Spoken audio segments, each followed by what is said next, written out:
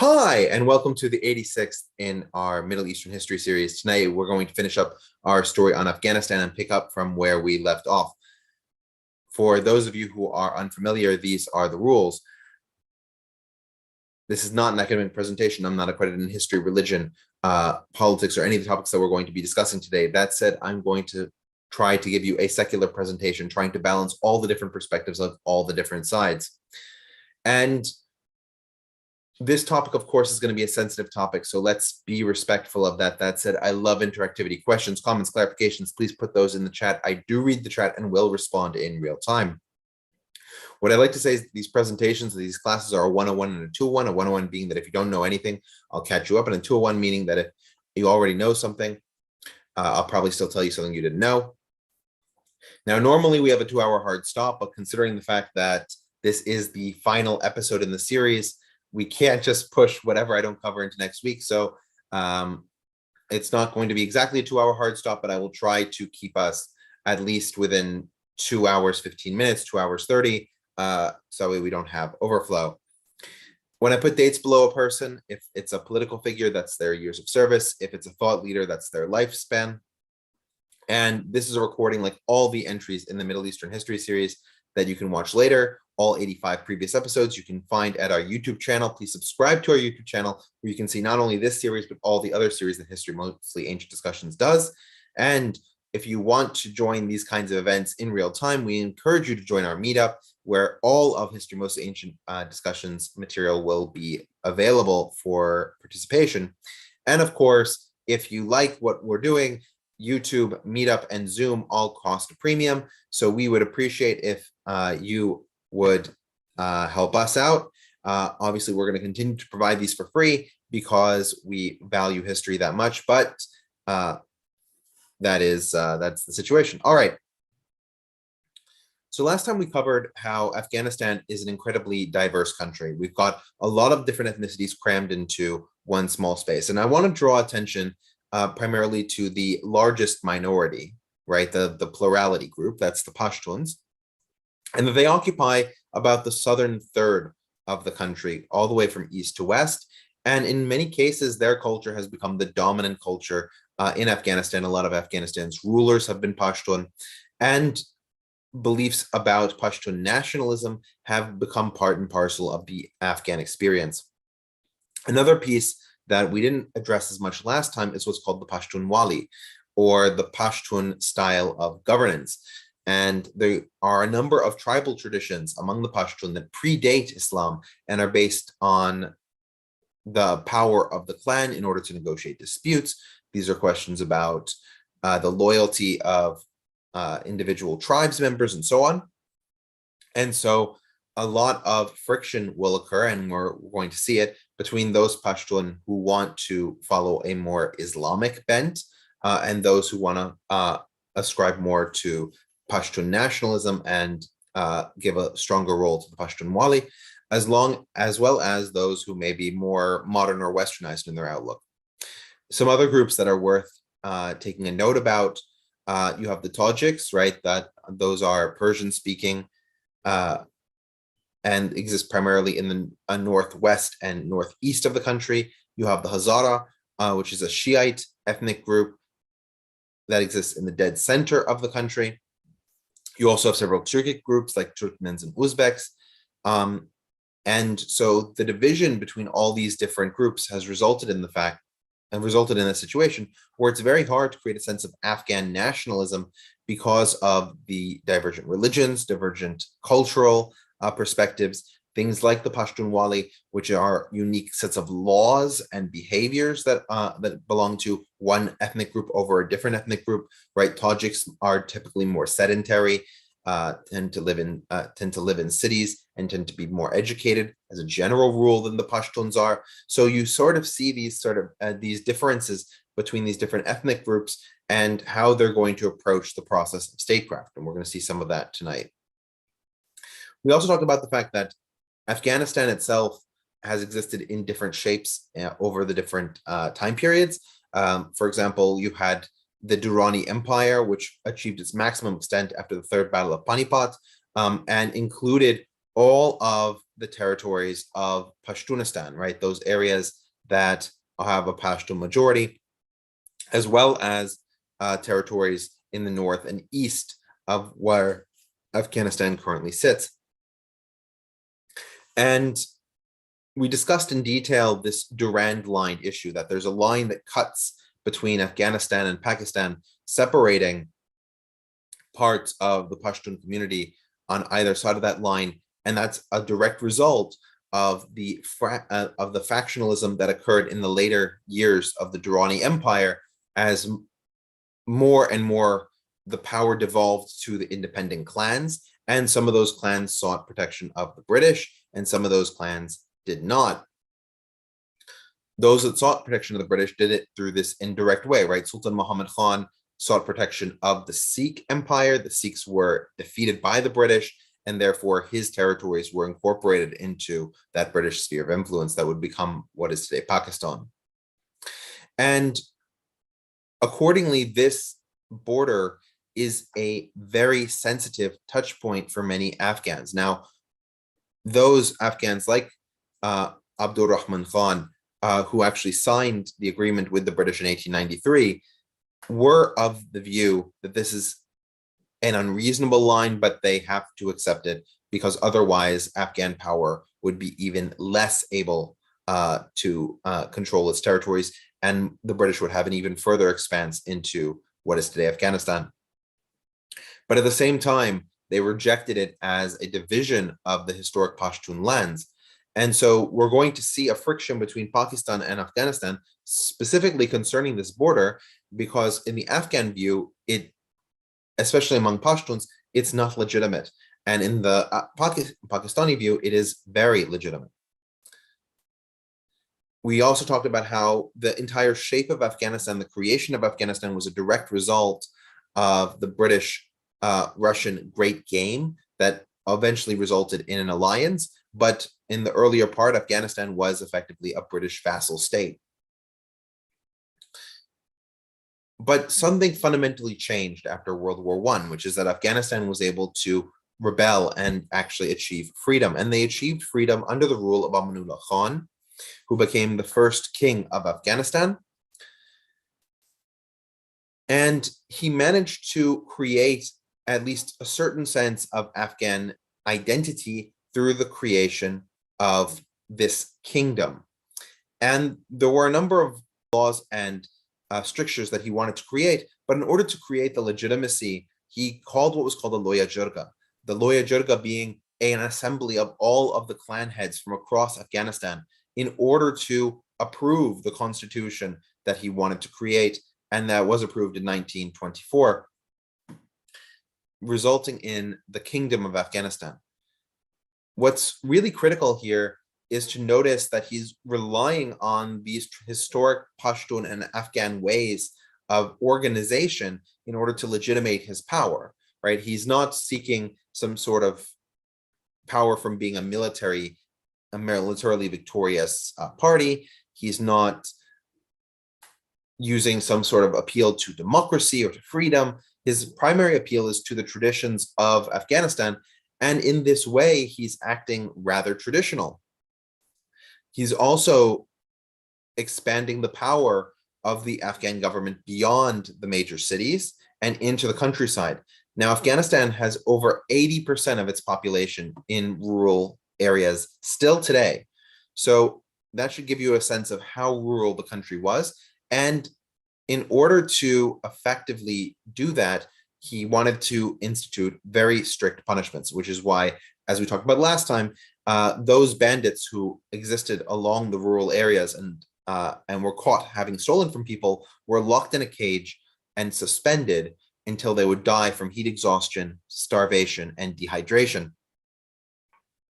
This would be an example to all the others on not to do this kind of activity. And in fact, this is not that unusual in societies where it is difficult to enforce laws. The enforcement becomes extreme as sort of a probability matrix, right?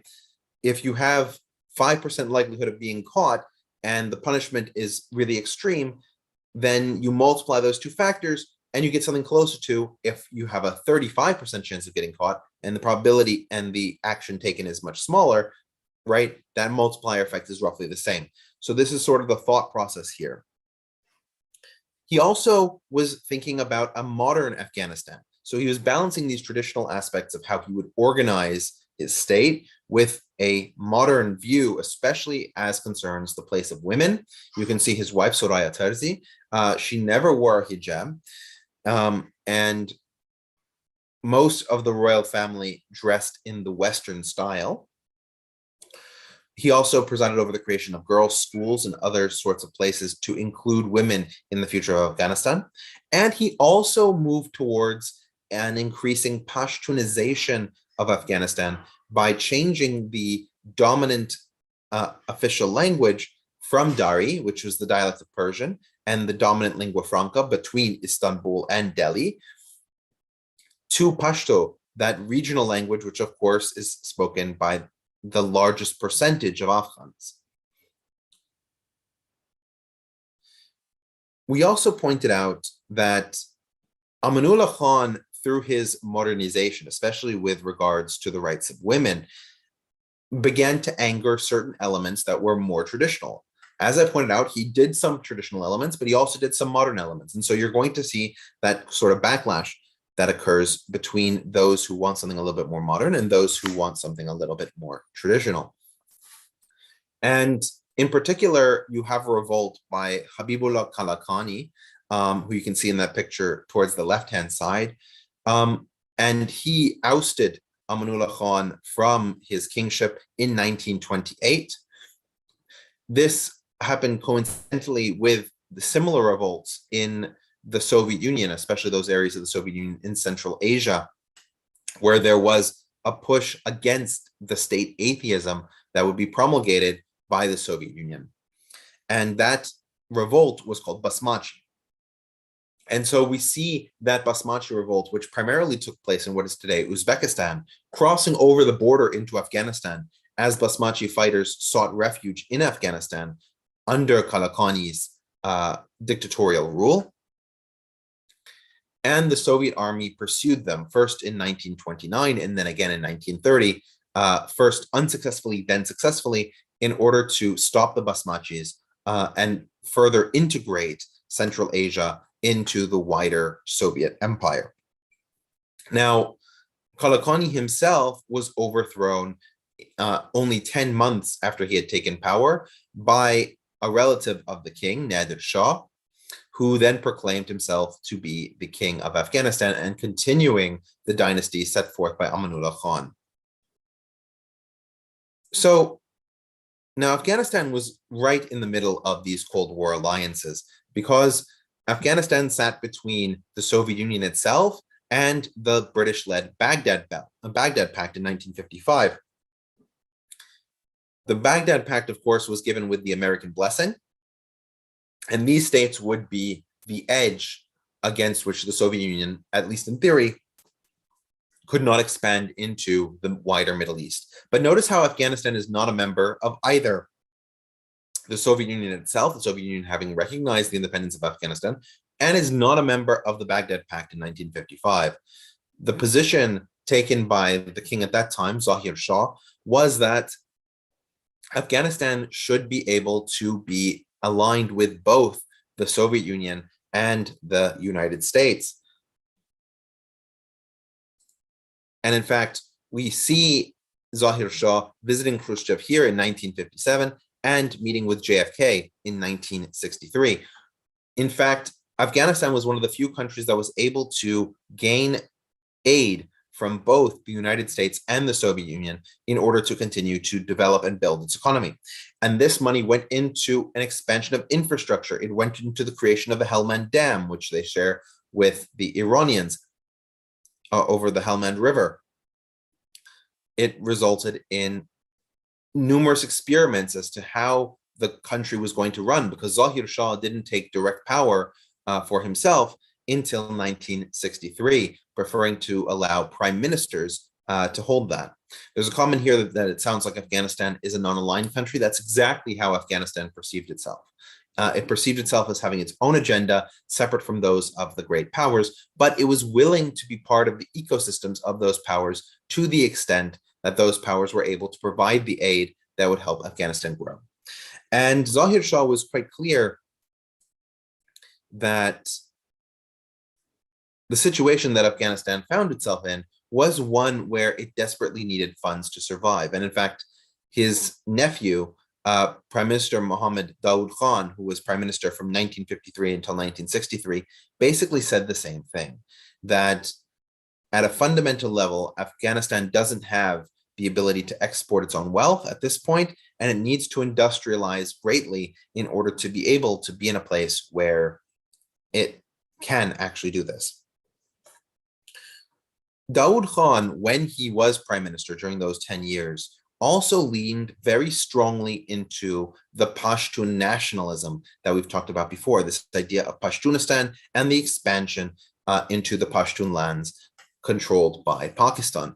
And there's this weird symbiosis that begins to occur when Daoud Khan is in power as prime minister, which is that he's advocating for this expansionary Pashtunistan, and the elites of the country are also advocating for this expanded Pashtunistan. So what is the thought process here? Well, from Daoud Khan's perspective, he's advocating for Pashtun nationalism as a way to rally Afghans together and to move forward into a new century. In fact, there are a lot of similarities that one could make between Daoud Khan's attempt at ethno-nationalism for a diverse country with Ataturk's Turkish nationalism for a diverse country, right? In Turkey, ethnic Turks make up only 75 to 85% of the country because there are a significant minority of Kurds. And also other Muslims who don't necessarily identify as Turkish, along with the smaller non-Muslim populations. Daoud Khan was playing with a worse deck, though. There are only 40% Pashtuns within Afghanistan, and while they have historically held the reins of power, like, for example, the Amanullah Khan and his family, the Barakzai family, are all Pashtun. But it's harder to invoke a nationalism when the majority is not of your ethnicity. But the educated classes that supported this Pashtunistan question and this possible expansion is that it would force Daoud Khan to articulate what values it was that Afghanistan could provide these Pashtuns that Pakistan could not. And in so doing would force an articulation of Afghan rights. Now, if we go back to a few years before Daoud Khan was prime minister, the previous prime minister allowed for the democratization of Afghanistan. And in fact, freedom of speech began in 1950 after Aloya Jirga permitted this kind of expression. And so between that small period of time from 1950 to 1953, you have Afghans being openly critical of their government, being questioning different political philosophies, until, of course, Muhammad Daoud Khan shut it down when he became prime minister. But those who are questioning Pashtun rights are wanting to reopen that question of what kind of rights and abilities do Pashtuns have within the context of an Afghan state.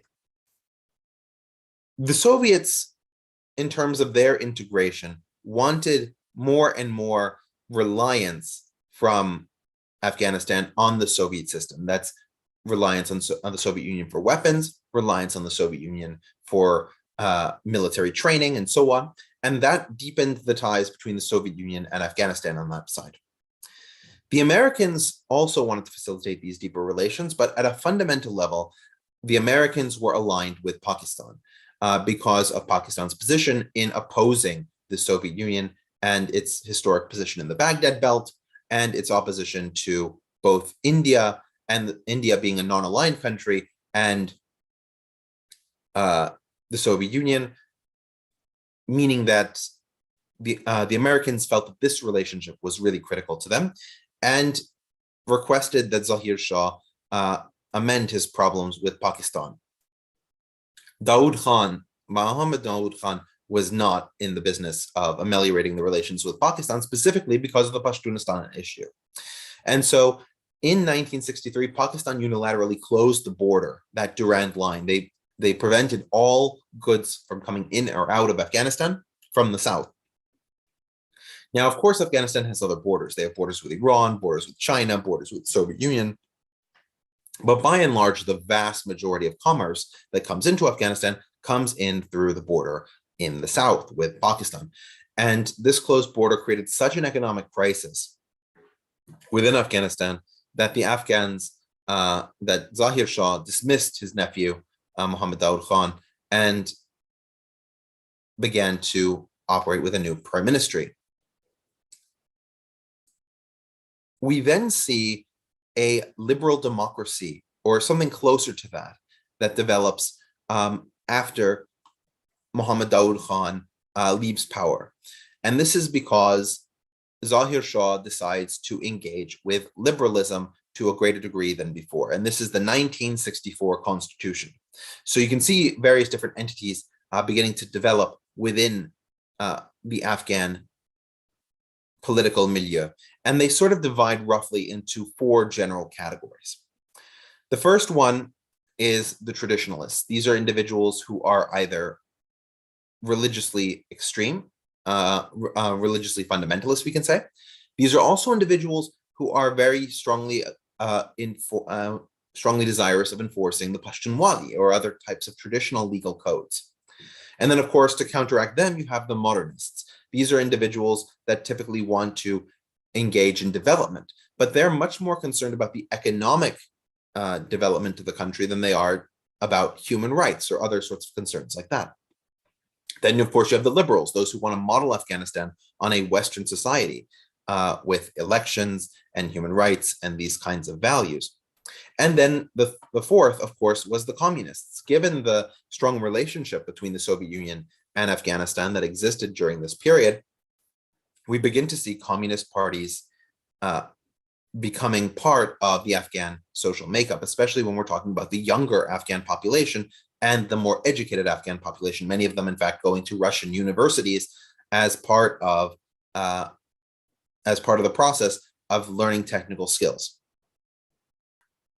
So when you have the vote in a few years for the Walesi Jirga, the Walesi Jirga being the lower house of parliament, you have a very complex set of different individuals representing these different constituencies. And while this is a picture from the Walesi Jirga that was constituted under the American occupation, the differences in dress, the differences in political aspiration, mirror in many respects the differences that you would have seen during Zahir Shah's liberal democratic period. And in it you can see women, men wearing traditional attire, men wearing more modern attire, military forces, and so on. And so you have this very difficult situation in terms of actually doing anything politically active.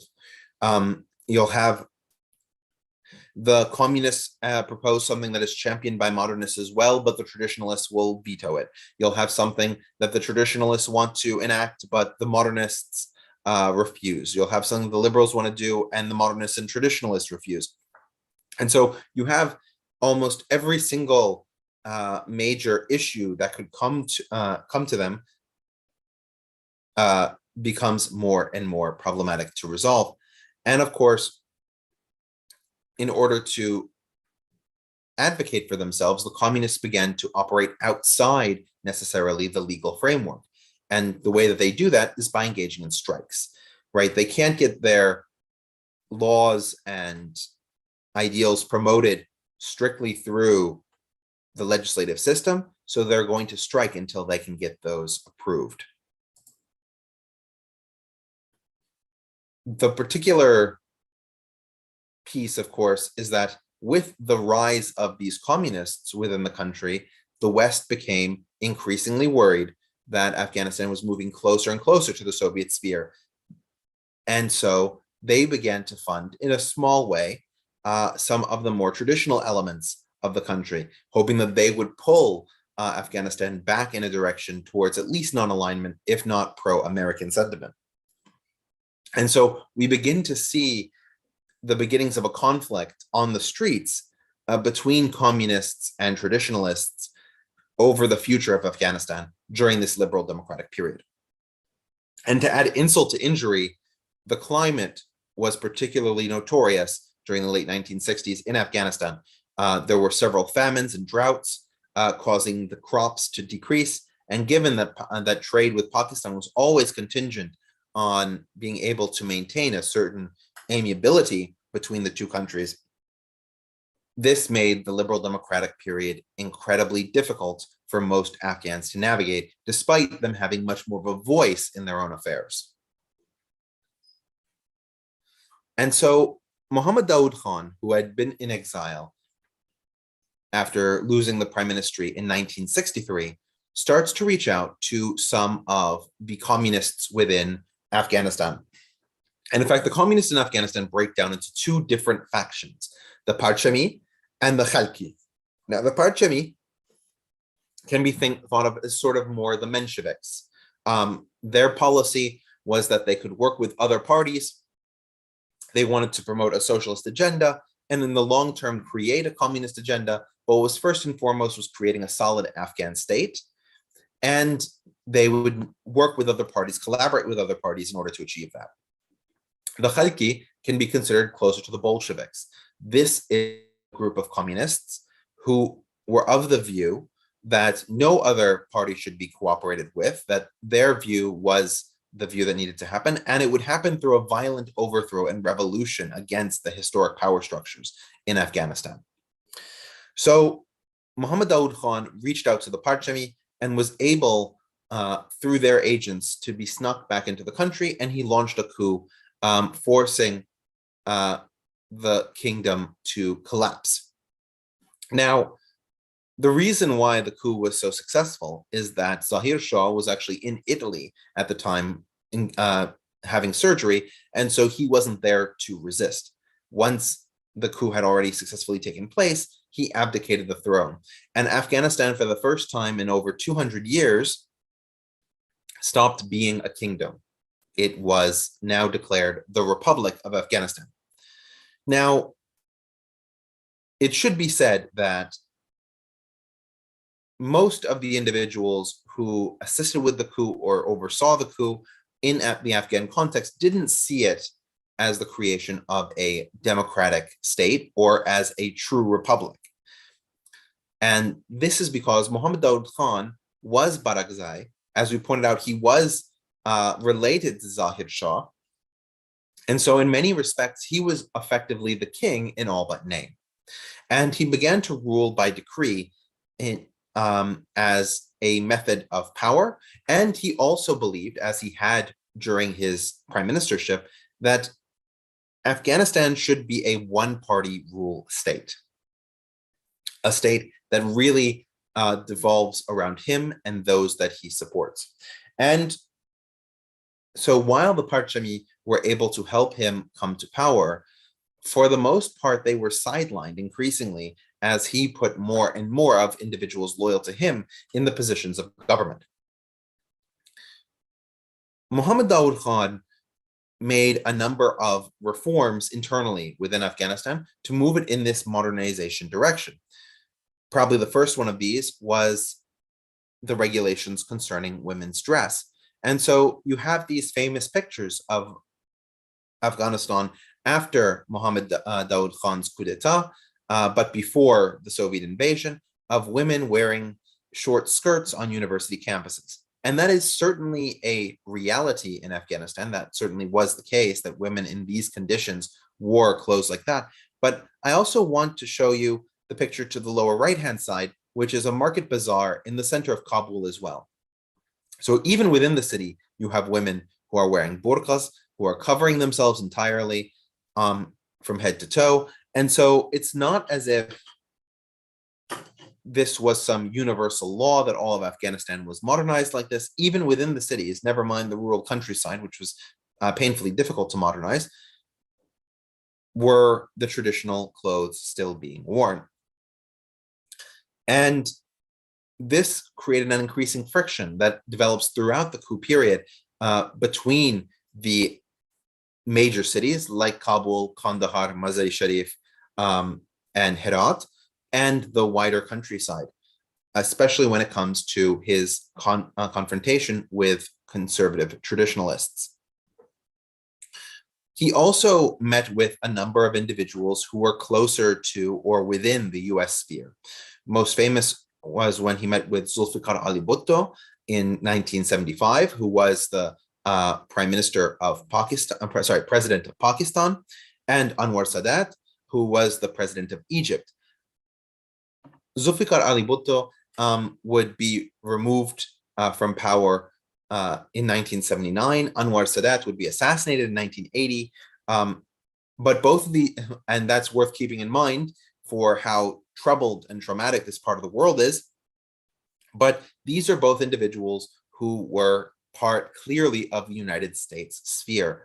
And so the minimization of the Parchami when he came to power, combined with the increasing entertaining of a relationship with the United States, especially a relationship with Egypt, which was a country that had previously been in the Soviet sphere. We talked about, for example, when we talked about modern Egypt in episode 78, that Egypt, at least during the late 1960s and early 1970s, began to become firmly within the Soviet sphere, especially under Nasser and Anwar Sadat's earlier days, shifted radically by 1975 to being more and more in the American sphere as Anwar Sadat engaged in his infitah, or his opening of the economic system. And so the Soviets saw this meeting with Anwar Sadat in particular as a problem in that it would give Daoud Khan the ideas about how to abandon the Soviets completely and join the Western sphere. So the relationship between the Soviet Union and Afghanistan became more and more troubled during the reign of Daoud Khan. And in particular, there was a meeting in April of 1977. Now, we don't have the exact wording because nobody wrote it down, but it is attested by most historians that in response to Brezhnev's demand that Afghanistan be more Soviet aligned, that Afghanistan stop having relations with countries that are not in the Soviet sphere, Muhammad Daoud Khan said Afghanistan will remain free and the Soviet Union will never be allowed to dictate how the country should be governed. Brezhnev did not take terribly fondly to that remark. So while we're here, we need to take a step back and understand what Islamism is and how it's beginning to be seeded in Afghanistan. So the first thing that we have to understand is that Islamism is a political ideology as opposed to Islam, which is the religion. And Islamism is the particular idea that we should have a modern nation state that is governed according to Islamic law. So this differentiates us from medieval style systems where we have a religious leader like the Shaykh al-Islam, and we have a secular leader like, in the case of the Ottoman Empire, the Sultan. And these two individuals have different magisteria. And so it is a theocracy, but it's not but the theocracy is not concentrated in one person. And also you have a medieval state. So the medieval state has a significant amount of power vested in the local administrative pieces because of the relationship between the national government and the local areas. The national government has a much harder time enforcing its will on the local areas, and so it needs their buy-in. Islamism, by having a centralized modern nation state, doesn't require this kind of buy-in and can afford to be more literalistic than other types of ideologies. Now, the Islamists, as we pointed out in the Arab countries, began to become more and more favored over Arab nationalist governments and socialist governments because those governments weren't able to deal with the nascent threats that those countries were facing, be it Egypt being unable to deal with Israel, be it Yemen being unable to unify, all of these different things that led to different coups and successive waves of instability. The Islamists kept arguing, as they had from the onset, that these governments are inherently illegitimate because they don't legislate Islam as a theocratic governing structure. And groups like the Muslim Brotherhood, which we're going to spend a little bit more time on, began sloganeering that Islam is the solution. And they mean this in a political context, that the problems of these states exist because of the embrace of secularism, because of the embrace of atheism, and therefore it's critical to abandon these sorts of secular ideologies in exchange for Islam, which will solve these problems at a fundamental level. And the Muslim Brotherhood, while it was originating in Egypt, you can see Hassan al-Banna and the Muslim Brotherhood meeting in Egypt in 1937, it began a massive outreach throughout the Islamic world. And of course, that outreach dealt with its nearby neighbors, for example, the solidarity with the Palestinians, but it also reached as far as China.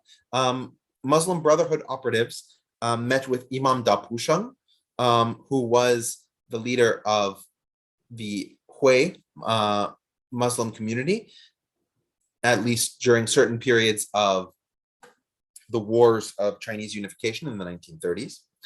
And you can see that kind of outreach as well reaching to Afghanistan. The Muslim Brotherhood began to, at least in the 1930s and 40s, throughout the time that Zahir Shah is in power, throughout the time that these traditionalists begin to have a voice in the Walisi Jirga, that the Muslim Brotherhood is beginning to have an effect on the way that Afghans see the Islam that they practice.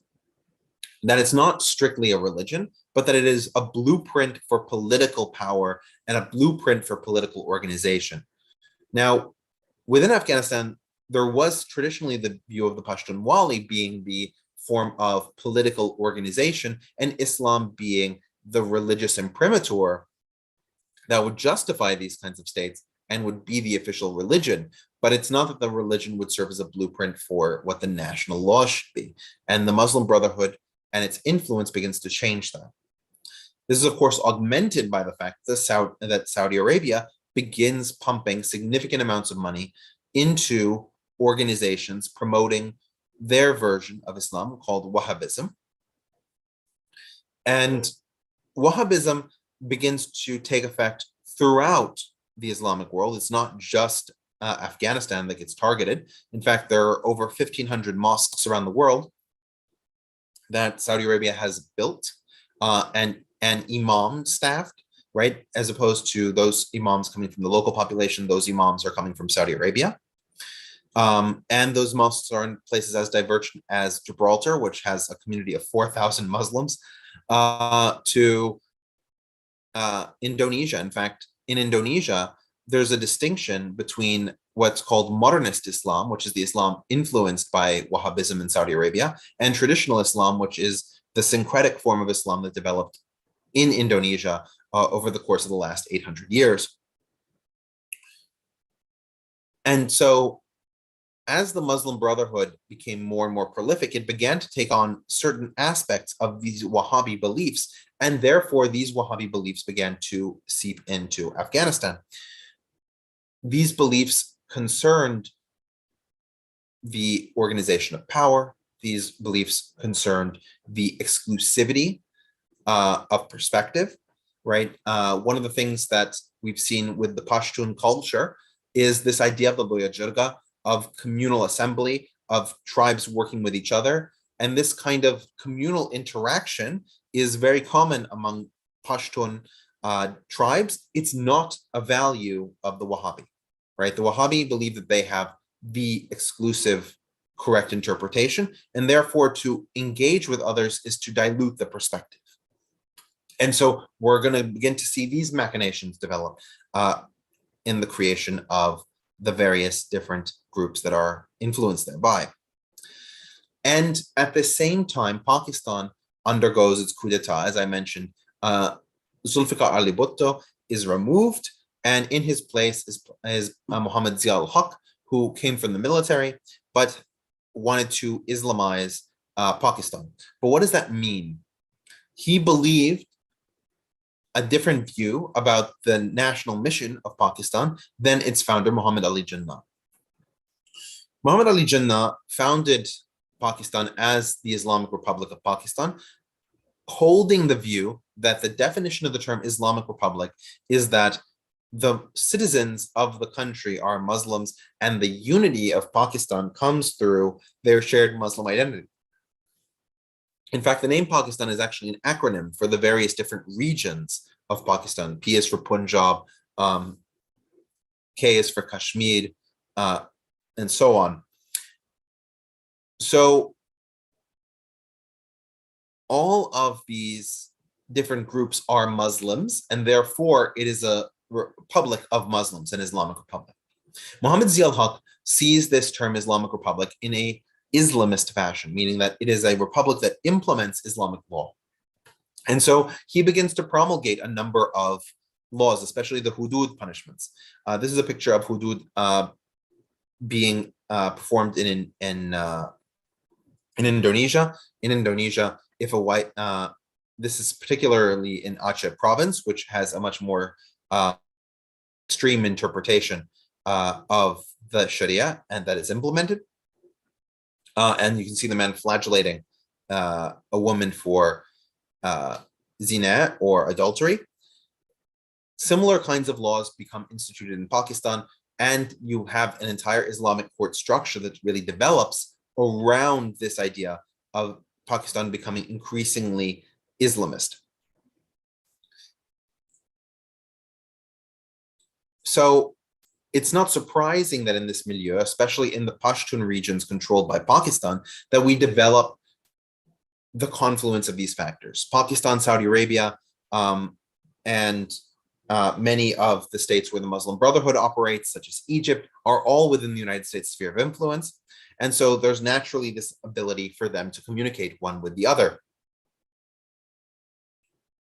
You have a number of individuals beginning to take in this Islamism in Pakistan, particularly because of the situation there. And we'll get to that in a little bit.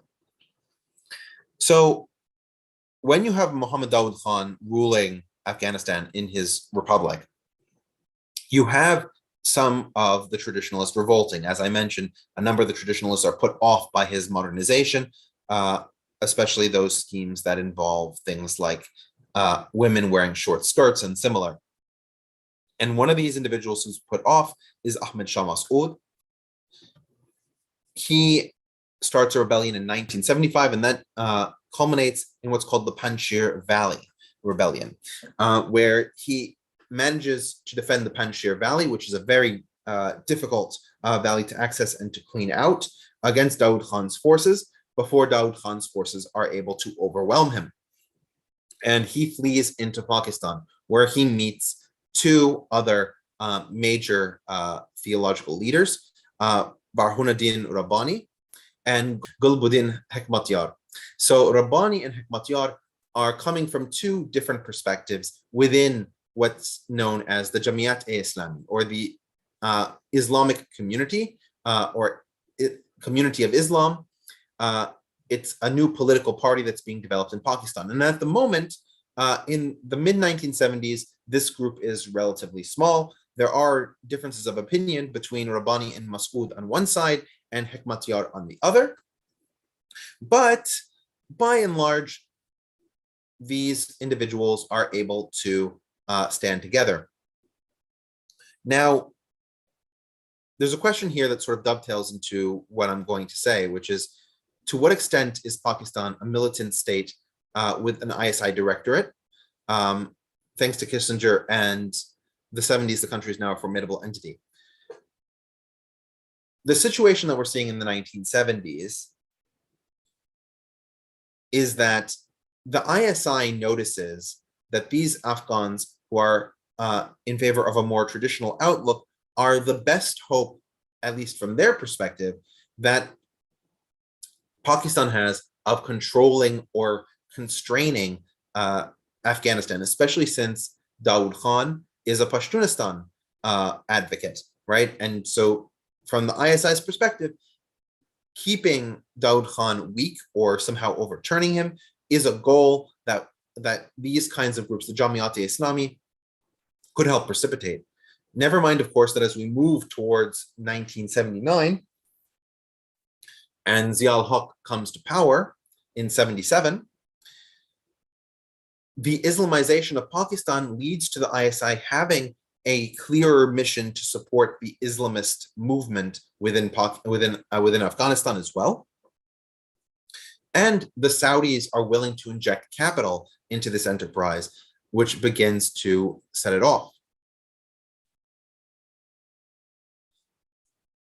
In order to prevent any of these Islamists from taking power, and as a reaction to Daoud Khan's dismissal of the Soviet Union's ability to control what's going on, the Soviet Union assists the Khalqi division of the Communist Party in launching a coup against Muhammad Daoud Khan. And this is called the Saur Revolution. Troops loyal to the Khalqi faction are able to identify each other because of their training in the Soviet Union. Remember how many soldiers have been trained there. This has resulted in a large number of communists being part of the Afghan military, in particular Hafizullah Amin and Nur Muhammad Taraki are able to coalesce a set of these Soviet trained forces, and they take over the government. Muhammad Daoud Khan is executed, and these groups begin a new reign that would be more aligned with, at least as they saw it, a Soviet position. So the Khalqis re-establish the republic, right? This is the first time that Afghanistan is ruled by somebody who's not from the Barakzai family. And they call it the People's Democratic Republic of Afghanistan, and they lead the People's Democratic Party of Afghanistan. Now, for a while, Hafizullah Amin is taking the back seat, and Nur Muhammad Taraki is the one in the front seat, being the president from April of 1978 until September of 1979. And when he has that role as president, he decides to move against those other groups that have shared power. Remember, the Khalqi position is that the Khalqis should not share power with anybody else as they implement their socialist utopia. And so you begin to have large-scale repressions throughout the country. In particular, you have a number of dissidents brought to Puli Charkhi prison, and those dissidents are executed. In fact, during the US occupation of Afghanistan, large mass graves outside of the prison were discovered, many of them dating to exactly this period. And it's not just individuals who are traditionalists that Taraki goes after. He also goes after individuals who are Parchami, right? Parchamis being the other branch of communists within Afghanistan. And he goes after them specifically because even though Muhammad Daoud Khan had begun to remove some of the Parchami from power, there were still a significant number of them. And Nur Muhammad Taraki completely thinned out the ranks of the Parchami so that there were very few left in the governing apparatus. They also began to engage in state atheism and significantly curtail the power and prestige of the various religious sheikhs in the country, spawning a number of revolts up and down the country by individuals who wanted to continue to practice their faith, both in the personal and political sphere that it had previously had. During this time, Hafizullah Amin had been building up the cult of personality around Nur Muhammad Taraki. But when he saw that the cult of personality was getting to Taraki's head, he overthrew him in September of 1979.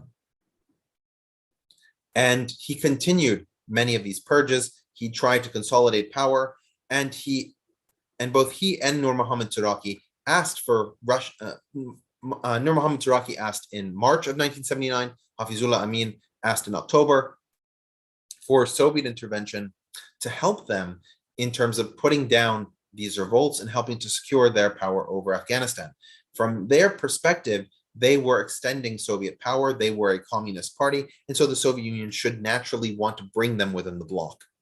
And this was the first time that Afghanistan had really shifted away from its non-aligned position to a position fully or almost fully within the Soviet camp. The Soviets, for their part, were not terribly enamored with Hafizullah Amin and thought that he was not an individual who could maintain the country in one functional piece.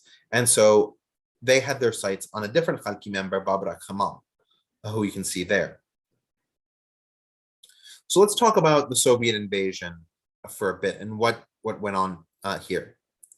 So as we were discussing before, throughout 1978 and 1979, while the Democratic Republic of Afghanistan was just gaining its footing under both Turaki and Amin, you had revolts up and down the country, especially by more religious individuals who were seeking increased representation, both politically and in the form of their religion in the personal and public square. And so you had a number of revolts up and down the country. Probably the most famous of these is the Herat Revolt, which took place from the 15th to 20th of March in 1979. And as I mentioned before, Turaki used this event to call for assistance from the Soviet Union. Now, at that point, the Soviet Union denied this. Kosygin,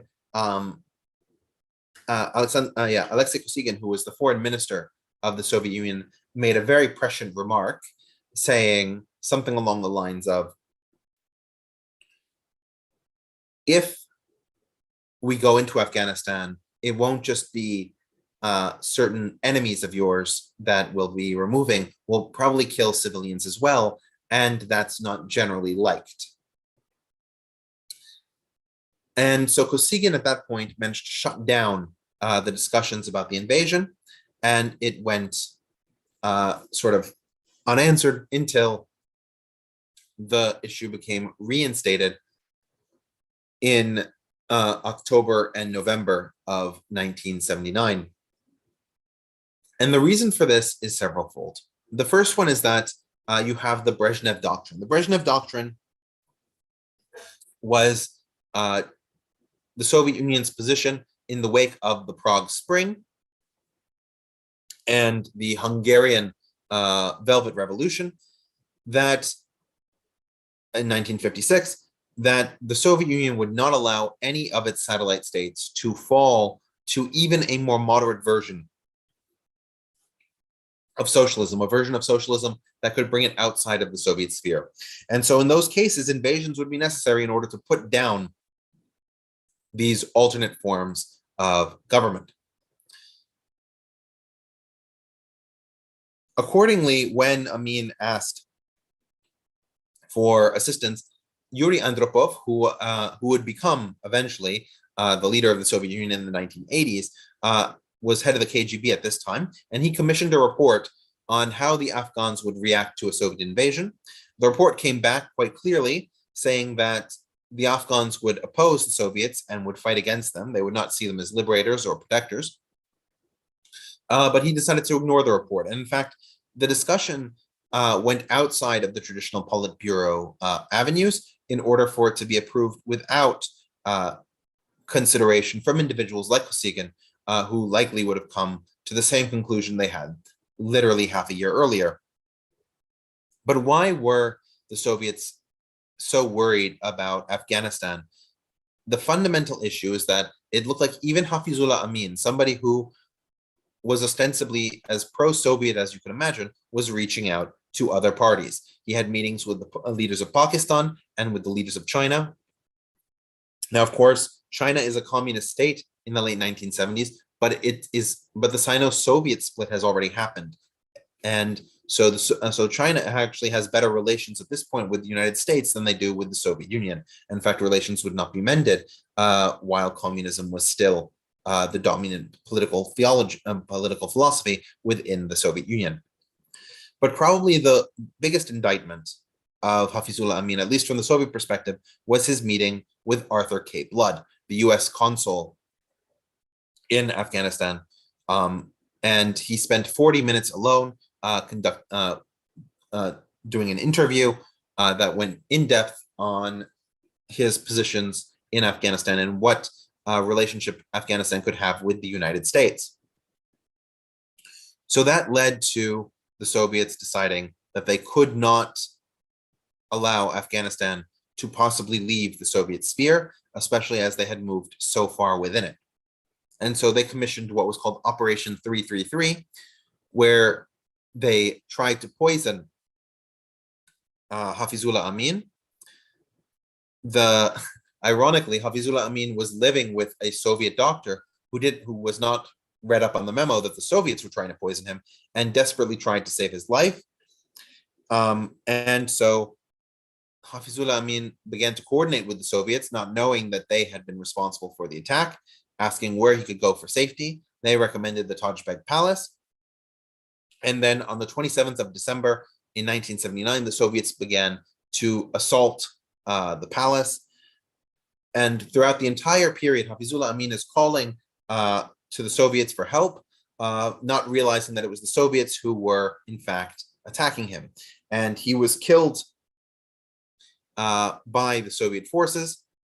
He was declared to have been killed as comeuppance for his crimes against the Afghan people, and Babrak Kemal was put in power.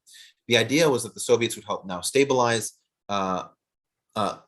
Kemal's Afghanistan, and then they would leave. Easier said than done.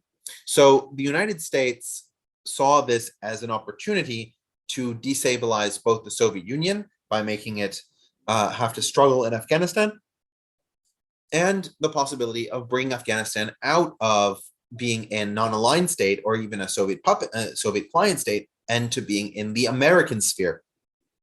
And so, as part of their green line against the red menace philosophy, this was the same philosophy that resulted in the Islamists taking power in Iran, because the Islamists would be anti-communist.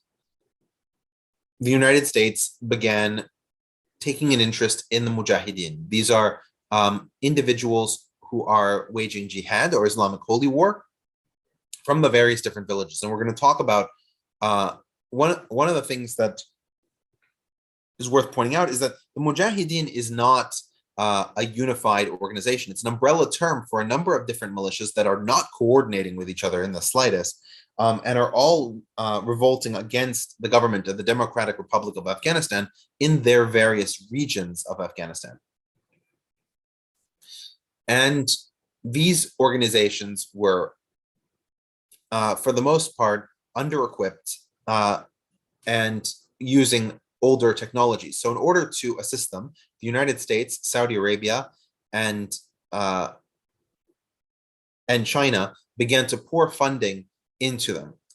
But that funding was constrained by the fact that the United States couldn't get boots on the ground in Afghanistan as effectively as they would like, and they couldn't monitor these trades as effectively as they would like, because these groups were known primarily to locals and local organizations. And so Pakistan stood as the new intermediary between the United States and these Mujahideen. And in particular, the only element within the Pakistani government that was capable of dealing at this high level of complexity was the ISI, the Inter-Service Intelligence of Pakistan. And the United States, therefore, pumps significant amounts of money. It's estimated between $6 and $12 billion into the Pakistani ISI. And that kind of money extremely exacerbates their influence to the point where they are a effectively ruling entity within the Pakistani political system, one of its many checks and balances.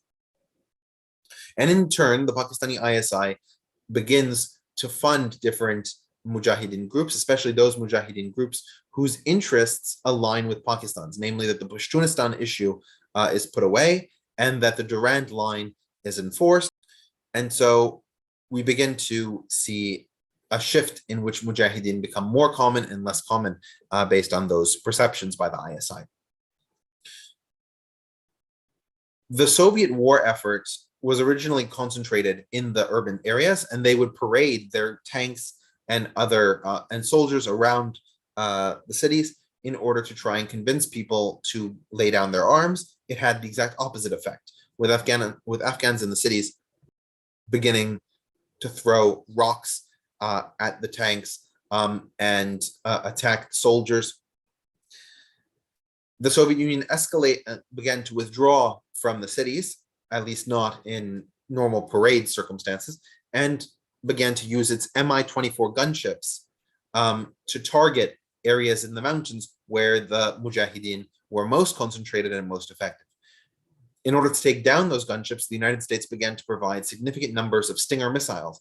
And so the United States ended up training these Mujahideen were now armed with these American weapons, were able to bring the Soviets down. And it's estimated that 15,000 Soviets died over the course of the war. And many more were wounded. Never mind, of course, the number of Afghans who died. And we're going to get into that process in a bit. As I mentioned, the United States had an immense amount of difficulty determining who the various forces were in Afghanistan and how they could best facilitate the growth of the Mujahideen in their fight against the Soviet Union, for both, as I said, the objective of making the Soviet Union hurt and the objective of bringing Afghanistan to the United States' side of the Cold War. And one of the people that they began to seek the advice of was somebody from a wealthy Saudi family, the bin Laden family. Osama bin Laden, at this point, is running the Afghan Services Bureau, which is an organization designed to help facilitate money transfers, especially money transfers from the General Intelligence Directorate of Saudi Arabia to various Mujahideen groups. In particular, Abdul Rab Saif's Ittihad Islami, which is a pro-Wahhabi group within Afghanistan. And so Osama bin Laden begins to foment connections with the Americans, helping them as well to make their funds available to the Afghan people, so that the ISI wasn't the only way. And there were several different organizations like that that began to be involved in this war in Afghanistan.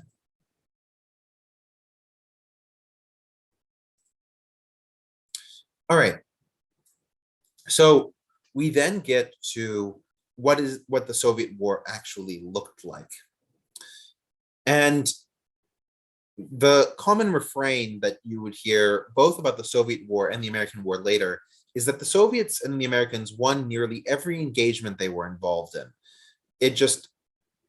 They were never able to hold those gains because they never had the troops to stay in every rural area. And Afghanistan's mountainous nature meant that despite its small size, relatively speaking, you would need a significant number of troops to conquer it.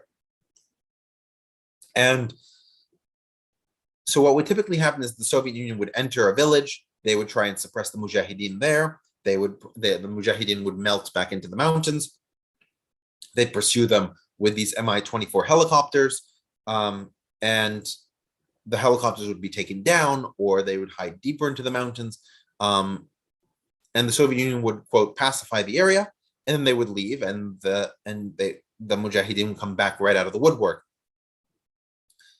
And so the Soviet Union got tired of this game, let's call it that, and they decided to go a little bit more violent in terms of how they were going to achieve their ends. Probably the most famous or infamous action, perhaps, the Soviet Union took was the erasure of villages. This is one, you can see here, this is a picture of one village that the Soviet Union just erased. They would use napalm and other bombs to effectively kill all the civilians in an area. In fact, by the end of the Soviet invasion, over 50% of Afghan farmland had been napalmed.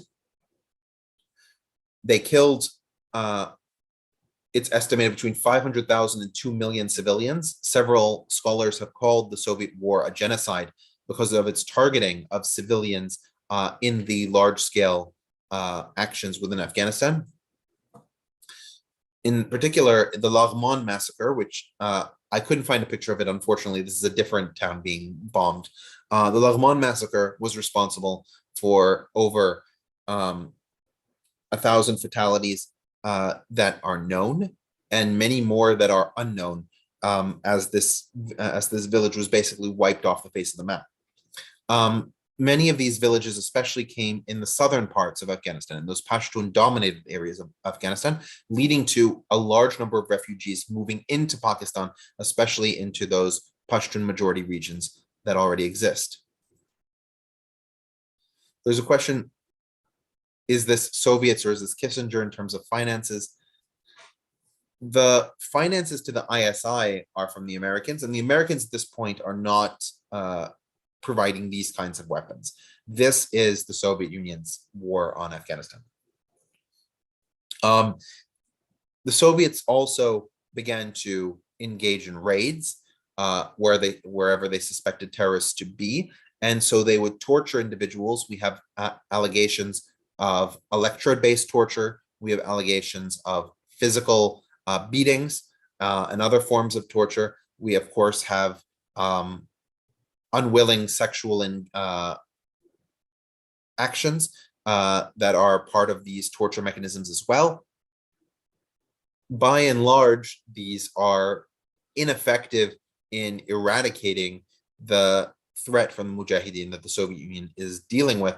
And so Mikhail Gorbachev, when he comes to power, decides to completely break with Brezhnev's previous policy of aggression in multiple spheres. He withdrew Soviet power from Cambodia. He withdrew from Afghanistan. He withdrew from a number of other, he withdrew from Angola, and a number of other engagements that the Soviet Union had been overtaxed with.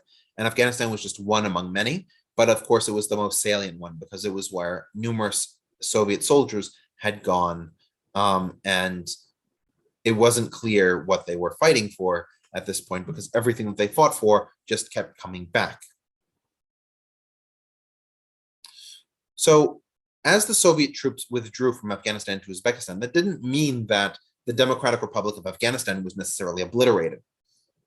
It just meant that the Democratic Republic of Afghanistan didn't have the ability to push its power beyond major urban centers. And in fact, you can see on the map below, those areas in red that look almost like blood vessels, those are the areas that were under the control of the government in 1989 when the last of the Soviet troops withdrew.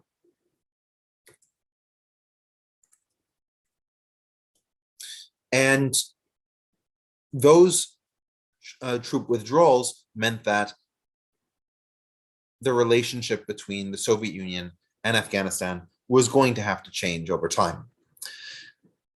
You can see, for example, Shevardnadze, who was the foreign minister of the Soviet Union at that point, as speaking with Hajibullah, who was the successor to Barbara Kemal, in running the Democratic Republic of Afghanistan. And in 1987, as the Soviet Union was considering withdrawal, it was made clear to Najibullah that he would continue to receive funding and weapons from the Soviet Union to continue his war against the Mujahideen. And that continued until 1991. When Boris Yeltsin became president of Russia, he decided to forego all of the Soviet Union's economic commitments to Afghanistan, seeing it much more important for Russia to concentrate on its own internal development. I actually wanted to take a second to draw your attention to the picture that hangs above Najibullah and Edvard Shevardnadze's meeting. It's actually Stalin and Lenin on either side of an Afghan traditional Pashtun. Basically the idea, right, that the Soviets would educate the Afghans into civilization, bring them through Marxism in this very parochial, paternalistic view. Of course, this is a view that's not espoused by the Afghans themselves, especially those who are outside of the Soviet fold.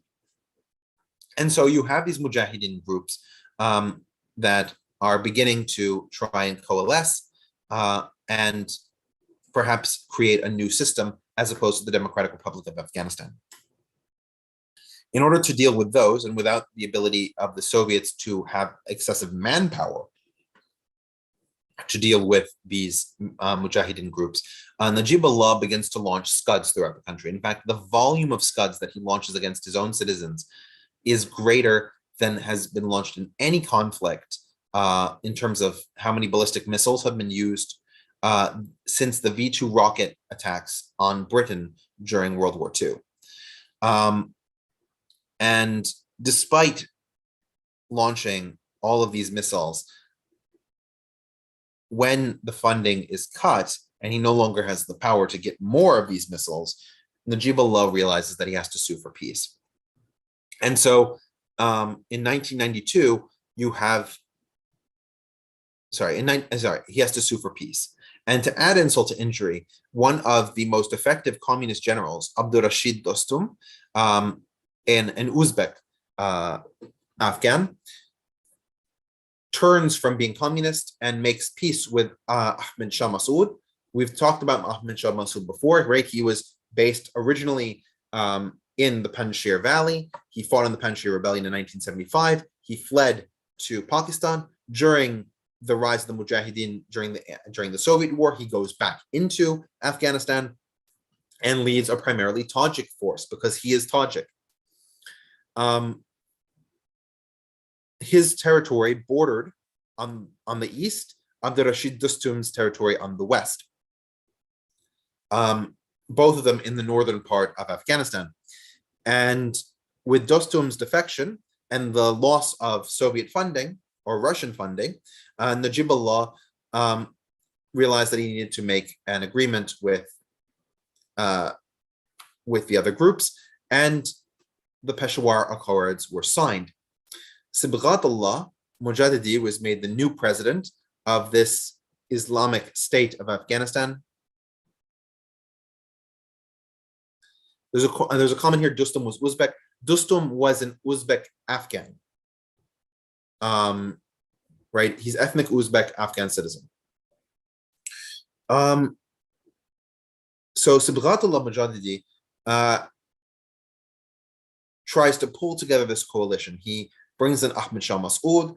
He brings in Barnamaddin Rabbani. One person who refuses to join the coalition is Hekmatyar, Gulbuddin Hekmatyar.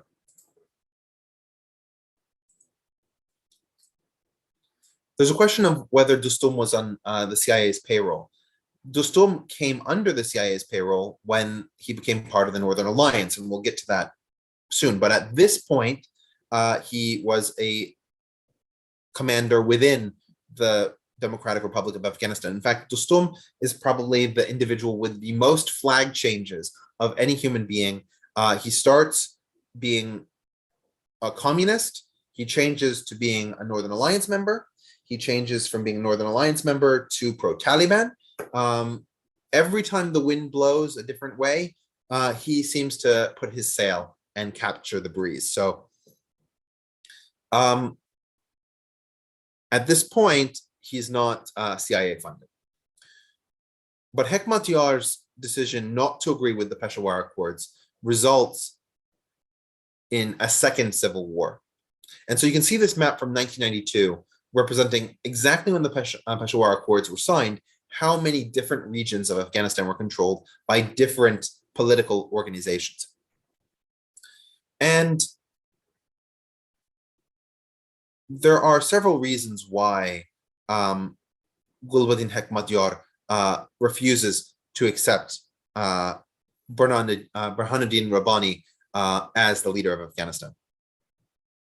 The first one is that his view in the Hizb Islam, the Islamic party that he founds, is very similar to the Khalqi, but on the traditional side, being that they're not allowed to share power, that the sharing of power would dilute their message, and therefore the power sharing agreement between the different coalitions involved in the Peshawar Accords, like the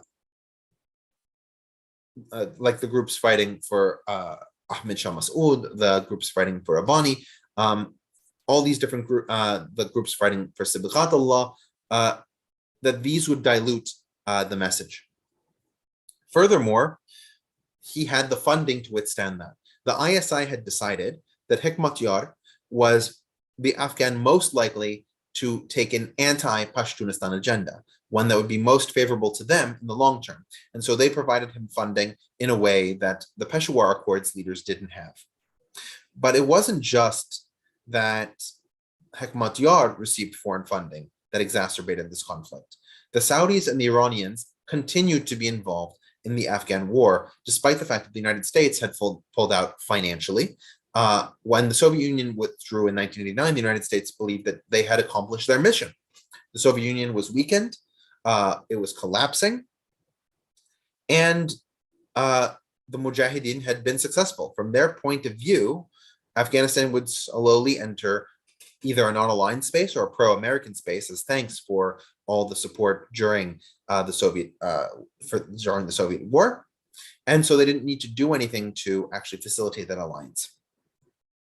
Saudi Arabia and Iran thought differently. The Saudis continued their links with the Ittihadi Islami, or the Islamic Union, which was led by Abdurrab Rasul-Saif, a close friend and confidant of Osama bin Laden, that he had made during his attempts to bring in money to the Afghan cause. And in fact, Osama bin Laden fought with Saif on several engagements. The Iranians, it should come as no surprise, supported the only Shiite group in this conflict, which was Hazara, right? So you have the Hazaras led by Abdul Ali Mazari, and he leads the Hizb Wahdat, or the Party of Unity.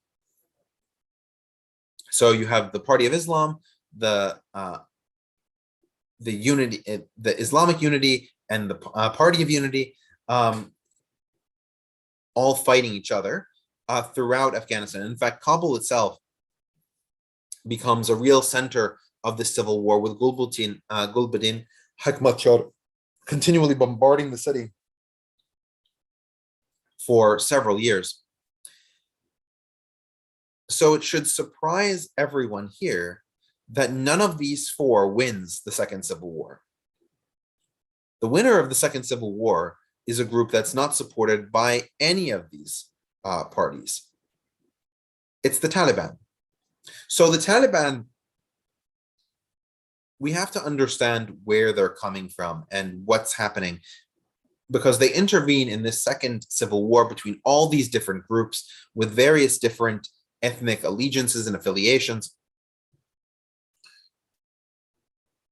After the Soviet war, there are millions of refugees. In fact, there are 3.2 million Afghan refugees in Pakistan alone, another 1 million and change in Iran, and around 500,000 among other countries, all told. So the ones in Pakistan begin to be exposed to Deobandi Islam in Pakistan. Now,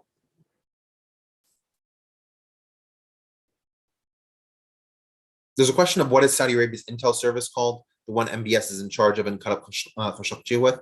I know he uses Pegasus. The general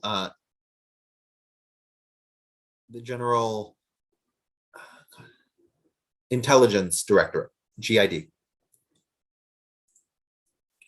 Okay, so these Deobandi schools begin to crop up in areas with large numbers of Afghan refugees living in Pakistan. And as we remember, a lot of these individuals have a language in common, they have a culture in common, right? Because those areas of Pashtunistan are within the territory of Afghanistan. And so they begin to attend these Deobandi schools, and several of the students in these schools begin to ask serious questions about the government that is existing in Afghanistan under Rabbani and under the various other tribal warlords. One of these students is Mullah Muhammad Omar, and he finds very attractive the Deobandi view of going back to the simplest, most austere version of Islam, not to deal with modern conveniences, not to deal with modern technologies, to actually connect to the way that Islam was originally and pursue justice in a way that hasn't been pursued in Afghanistan, or at least from his view. Austerity is not a unique view of the Deobandis. A lot of the Wahhabist influence that had percolated in Afghanistan during the Soviet war had resulted in other leaders being austere as well, like Abdul Rab Saif. He was very famous for never using electricity, although the one modern convenience or Western convenience that he continued to do was that he played tennis every night. Mullah Muhammad Omar was a person who cared about how do we get an Islamic society that is free of foreigners. And the Deobandi school was founded in British India with the express goal of teaching Muslims how to reject colonization by rejecting its effects on their person, right? If you're not controlled by you are dependent on your needs. And those needs are dependent on the technologies and other things that you use. So if you reject Western technologies, if you reject a Western lifestyle, if you reject the education and developments of the West, you can, in truth, free yourself from the West and be able to practice Islam more thoroughly and more correctly. So this was Mullah Muhammad Omar's view as he began to increasingly use the isolationist view of Wahhabism and also Wahhabism's rejection of Sufism and other kinds of taqlid or traditional views. We talked about this more in episode 63. Deobandi Islam has a huge veneration for the Sufi saints, considering the Sufis to be a true version of Islam and a version that is uncorrupted by the West. Mullah Muhammad Omar and other members of what I'm going to call Neo-Deobandism, which is the, let's say, religious ideology of the Taliban, reject the idea that Sufism is anything more than a distortion of the true original Islam, which is a view that they share with the Wahhabis from whom they probably gained that influence. Omar was particularly distressed by the Bachi Bazi, which was a traditional practice within Afghanistan that had existed for generations. It also existed in Central Asia. In fact, this is a picture from Samarkand in Uzbekistan. And the Bachi Bazi are usually 12 to 14-year-old boys who are played with sexually by older men. These actions are seen as reprehensible both by Neo-Deobandis and, of course, by human rights advocates who have pointed out that the Bachi Bazi tradition is a form of, I'm going to say a different word because of YouTube, grape of young children. And this infuriated Omar to no end, that these warlords were abiding by the traditions of Afghanistan and not by a true vision of Islam, that they were behaving unjustly towards the people of Afghanistan. So it didn't matter whether it was the Soviets and their state atheism, or it was the warlords and their disregard for human dignity. The students of the Deobandi schools had to rise up and defend the honor and integrity of Afghanistan. And so Mullah Muhammad Omar was able to convince 50 students who together called themselves the students, in Arabic Taliban, to stand against the warlords and to stand against these traditional tribal groups in the remnant of the Soviet Union. So the Taliban had a distinct advantage, which is that they were Pashtun. And so because they were Pashtun, and predominantly so, they were able to move through the southern regions of Afghanistan much more effectively than a lot of the other groups. And because of their pursuit of justice, or their apparent pursuit of justice, they were able to facilitate these relations, were able to take over more and more territory relatively quickly. In fact, if we go back, you can see that the southernmost regions of Afghanistan, with the exception of Kandahar, and the area around Kandahar is mostly untouched by any group prior to the Taliban sweeping over that entire region.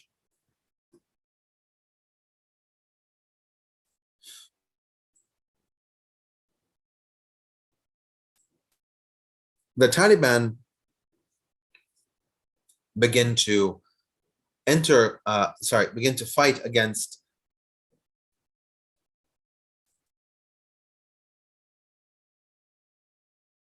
Is there a question? Is there a direct link between the words Deobandi and Taliban? No. Deobandi, I actually don't know the origin of the word. Taliban just means students. And so they saw themselves as the students of this religious teaching. It's just that the religious view of Islam, right? If you have this tree and it descends into all the different sects, within sort of the wider scope of Islam, and sort of in a Sunni context, they're not strictly Asharites. So, which is most Sunnis are Asharites, but not all Sunnis are Asharites. So outside of the Asharite context of Sunnism is where we have Deobandism. And Deobandism is still practiced by significant numbers of Muslims in Pakistan and in India, along with another type of Sunni Islam called Barelvi. These two are very different from each other. But if we go down the Deobandi tree, we now have this moment when Deobandi Islam interacts with Wahhabism in the context of the Soviet, in the context of the Soviet sphere and the war against the Soviet Union, to create neo-Deobandism. So it takes those attributes of Wahhabism, like exclusivism and the rejection of the taqlid, or the traditions, that is something completely different from Deobandism, but it takes the austerity, it takes a lot of the resistance to colonization and the idea of national identity from Deobandism. So it hybridizes these two into a new sort of mimetic construction. And so when the Taliban are going to enforce their Islamist state, they're going to do it from a neo-Deobandi perspective. And we're going to see some of that now. But the expansion of the Taliban was not strictly because the Taliban were effective in convincing different villages to help them. Afghanistan the Afghanistan Civil War by 1996 had gotten to the point where Hekmatyar was not going to be able to triumph over the Peshawar Accords government. And so the Pakistanis were going to beginning to withdraw money from supporting the Hekmatyar and his Hizb Islami, his Islamic party, and instead put that money towards the Taliban. And not only do they do that, they also provide manpower. Pakistan sends over 20,000 soldiers, primarily from the Frontier Corps, and they insert another 18,000 soldiers in the Taliban ranks themselves, because there are indigenous Pashtun in Pakistan, and they're simply conscripted and added to the Taliban's ranks. So by 2001, the Taliban have a force of roughly 65,000 individuals, of which less than a third are actually Afghan Taliban.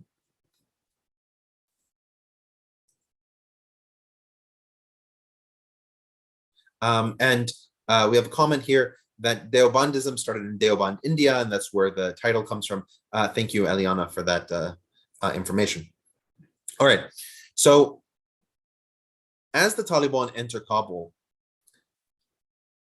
and the government from Kabul, led by Ahmad Shah Massoud and Bernardin Rabbani, begin to retreat,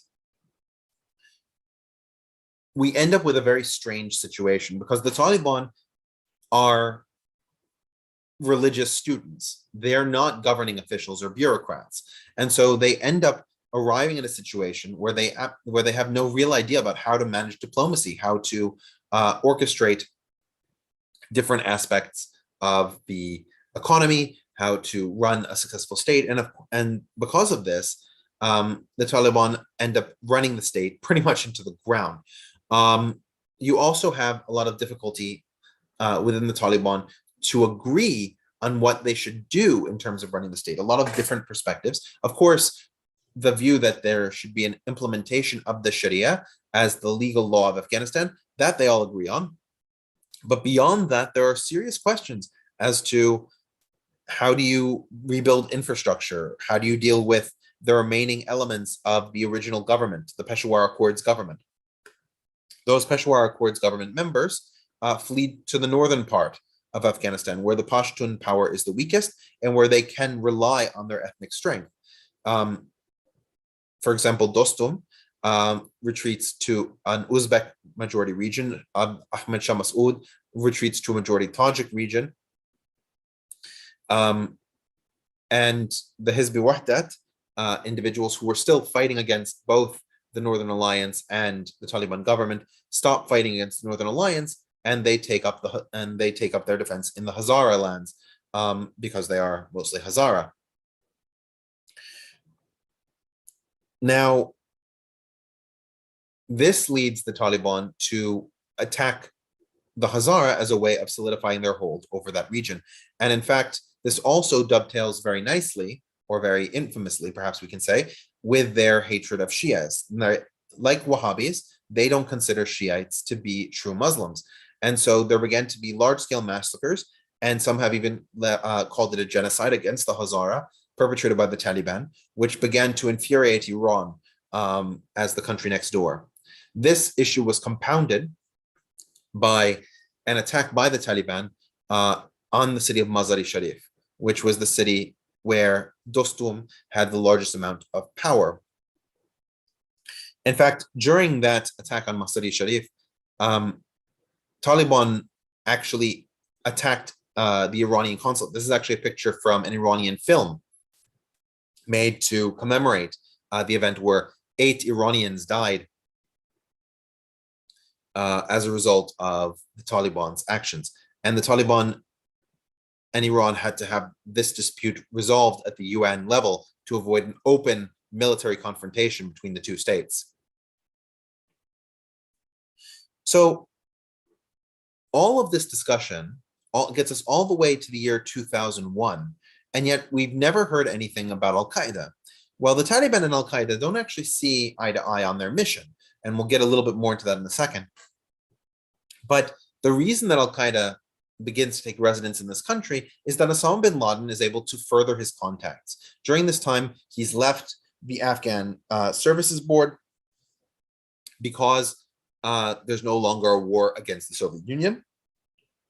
But he still maintains all of these contacts within Afghanistan, and he's still able to funnel money to various parties in there. As it became clear that the Ittihad-e Islami, the Islamic Union that so the Soviet Union had been funding, the Saudi Arabia had been funding, would not survive, he shifted to helping allocate Saudi funds to support the Taliban. And this began a relationship between Osama bin Laden and Mullah Omar with regards to the sustenance of the state. In particular, Osama bin Laden was also able to repay his debt to the Taliban in several different fashions. Probably the most powerful of these was that he sent Al-Qaeda agents to assassinate Ahmed Shah Massoud on the 9th of September 2001, 2 days before the attacks on the United States. And in so doing, achieved an important political victory for the Taliban that they couldn't quite overlook. So it's worth talking for a second about what the Taliban do during their, let's say, 5 years of more or less complete control over Afghanistan, right? They don't control those northern territories, that northern, let's say, quadrant of Afghanistan, but they control most of the territory, including all the major cities. Their form of Islamism is one of the first instances that we see of a national Islamism. It's an Islamism centered on control of one political state and not expanding beyond that. In fact, Al-Qaeda is exactly the opposite. Al-Qaeda wants to bring Islamism to every country on the face of the earth. In fact, if you read Al-Qaeda's manifestos, they read very similar to the Communist Manifesto in that they're talking about a worldwide revolution of Islam overtaking all of these states, ending the states of man's law and instituting divine law everywhere, and it will survive for all time. The Taliban have no real ambitions beyond those areas controlled by Afghan majority ethnic groups, Afghan ethnic groups like the Pashtuns, like the Tajiks. Now, of course, there is the question of Pashtunistan and the division of the Durand Line, but since they're receiving the majority of their funding from Pakistan at this point, from the ISI,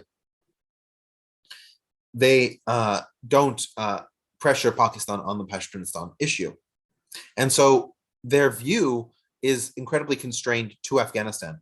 And not towards any of the countries surrounding them, let alone the world in general.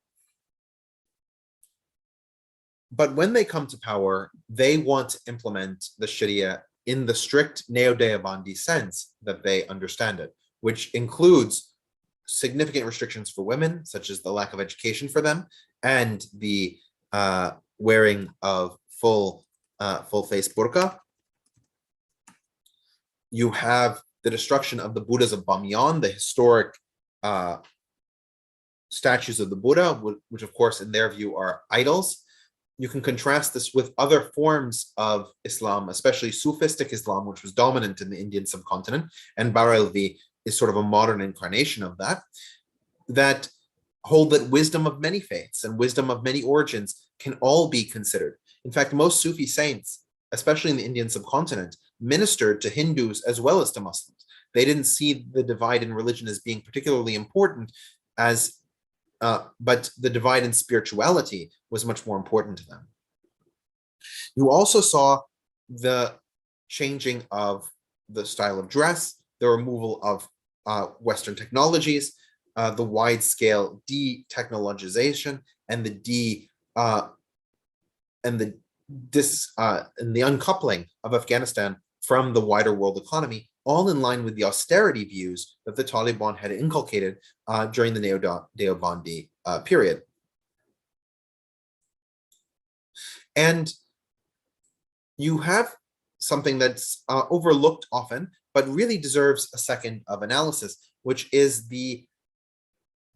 I jokingly call it the full service jihadism, right? Jihadism is the military implementation or the revolutionary implementation of an Islamist state. And so you have these organizations like Taliban, like Hezbollah, like Fatah, or like Hamas, which start out as jihadist organizations. Fatah wasn't jihadist, but Taliban, Hezbollah, and Hamas, and they have a goal to overtake the powers that be, but then suddenly they become the power that is. And so they have originally existed as opposing states, and their primary dictates were how the states have been oppressive and the states haven't allowed people to express themselves in the true Islamic fashion and so on. But now they actually have to do the work. And the Taliban were really the first to do this. Hezbollah would do it in 2006, and Hamas would do it in 2007. And because they were the first, they did it probably the worst. They didn't have effective education, healthcare, local police. And you have to try and figure out how to convert soldiers into diplomats. You can see Sirajuddin Haqqani, a militant, serving as the interior minister, trying to figure things out on the go. And this creates a very strange bureaucratic twist in terms of how Afghanistan is structured, and is one of the reasons why the Taliban rule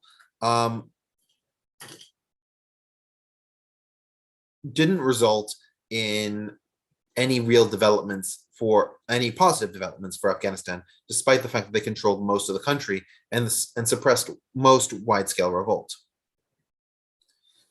Of course, the Taliban's control over Afghanistan would change fundamentally because of their relationship with Al-Qaeda.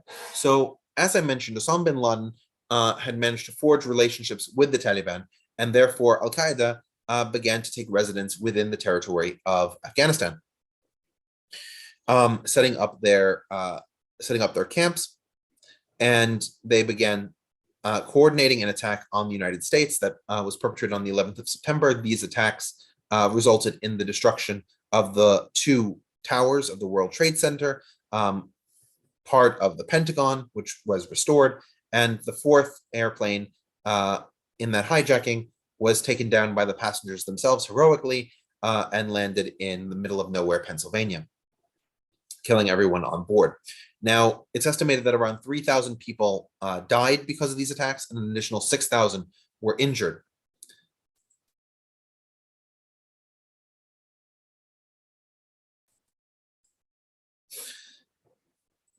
So,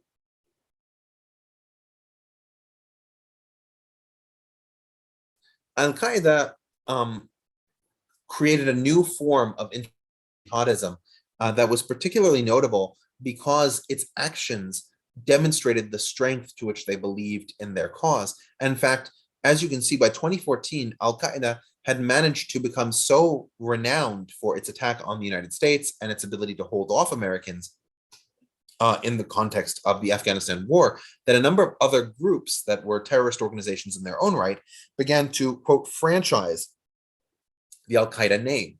So similar to the way that most McDonald's locations that you would go to are not actually run by the McDonald's company. They're run by individual owners who pay McDonald's a certain fee monthly in order to use the name McDonald's and to have that menu and to get the food delivered to them.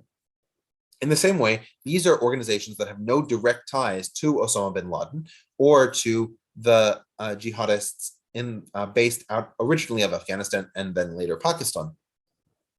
But these are individuals who decide that the name recognition, the brand recognition of Al-Qaeda is such that they want their organization to take on those attributes, and in return, they will parrot the philosophy of Al-Qaeda when they attack and when they operate.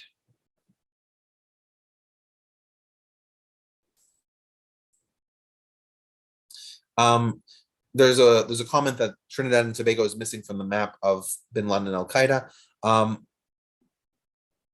This is an older map, so it might not be as accurate as we'd like.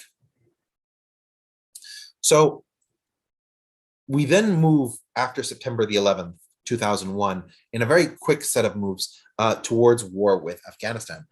And remember, Ahmed Shah Massoud was just killed on the 9th of September 2001.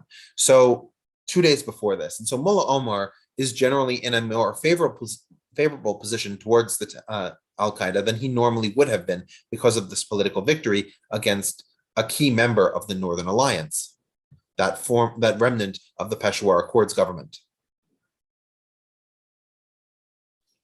There's a question, since the Taliban was so bad at and foreign to ruling, why did they fight so hard and for so long to get it not once but twice? They fought for it because they believed that they were the only moral rulers, that everybody else who tried to rule Afghanistan was either a foreigner, right, just like the Soviets or the Americans, or were people who were dishonest. These are, for example, the people who practice baji-bazi and follow Pashtunwali as opposed to following Islamic law. And so from their perspective, they'd rather learn on the job and do it right than give it to people who are theoretically competent but are also sinful.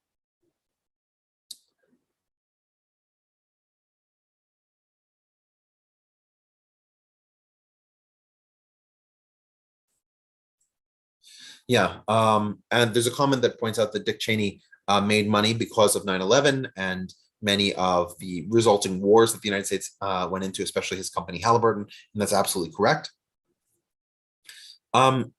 So after the 11th of September, the United States began reaching out to try and figure out a way to isolate Al-Qaeda. So the United States sent in its CIA chief based in Pakistan. His name is Grenier, in order to talk to the leadership of the Taliban, especially those more moderate individuals within the Taliban, to try and convince them to force Al-Qaeda out. remember that the missions of Al-Qaeda and the Taliban are not the same. And so it's entirely conceivable that the United States could have convinced the Taliban to expel Al-Qaeda, or at least send Al-Qaeda members into US custody. And so Grenier reached out to Mullah Akhtar Muhammad Osmani, who was one of these more moderate members. And of course, we use the word moderate in quotes here, right? He still believes in all the repressive things against women and against non-Muslims, and was still in favor of the Hazara genocide. So moderate in quotes. But Grenier basically said to him, why should Afghan people have to suffer for the actions of a bunch of Arabs? And Osmani was actually relatively convinced by this. He tried to convince Mullah Omar, but Mullah Omar was adamant that Al-Qaeda was not responsible for the attacks of September the 11th. And in fact, bin Laden only took direct accountability in 2004 for the acts, even though the United States was quite clear that it had been Al-Qaeda very early on after the attacks. But since Mullah Omar couldn't be convinced, and Grenier even suggested to Osmani that he overthrow Mullah Omar, get Al-Qaeda out, and therefore preserve Taliban rule in Afghanistan, perhaps even make Afghanistan a client state of the United States. Osmani, on October 6th, said that he would see what he could do, and he would call on October 7th. Well, October 7th was when the United States started dropping bombs, and we never heard from Osmani again. Highly unlikely he would have been able to overthrow Mullah Omar anyway, and he didn't. But there were avenues other than necessarily a direct war with Afghanistan to resolve that particular issue. So on the 18th of September 2001, about a week after 9/11, the US Congress passed what was called the Authorization of the Use of Force. Under current law, coming from 1973, as a result of Vietnam, you have the War Powers Act, which restrains the ability of the president to send military troops indefinitely to a location unless he has a congressional authorization of the use of military force. And this was exactly that document, which gave President Bush the power to send troops to Afghanistan. And in fact, on the 20th of September, he demanded from Mullah Omar in a joint session to Congress that Al-Qaeda be handed over to the Americans. As I pointed out, Mullah Omar disagreed. And this led to the United States rounding up its NATO allies, declaring that this had been a violation of Article 5, the United States had been directly attacked, and that NATO had to respond. And this created the International Security Assistance Force, which was the military organization that NATO functionally led. The NATO countries came together and they created this. It eventually would come under NATO's aegis, but it wasn't directly there in the beginning. And the United States sent a direct communique to Musharraf, who was the president of Pakistan, that Pakistan had to cease assisting the Taliban as the United States were going to move in against them. And the United States maintained a very friction-heavy relationship with Pakistan because of this the Pakistani relationship with the Taliban and the historic Pakistani support for the Taliban. But by October the 7th, the war had begun.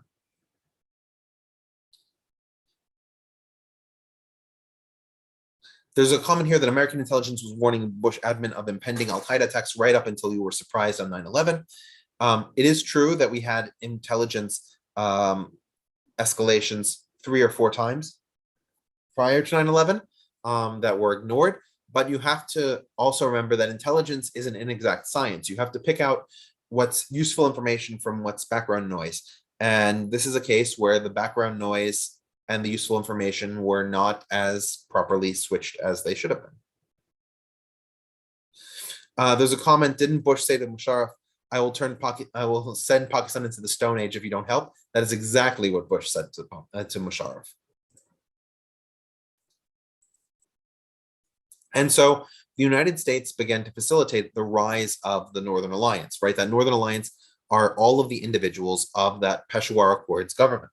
And so, for example, you can see as early as November of 2001, Abdurrashid Dostum, who had managed to survive by defecting to the Taliban after the fall of Mazar-e-Sharif, redefected to the Northern Alliance as soon as the Americans showed up. So he sent his forces to liberate the North, and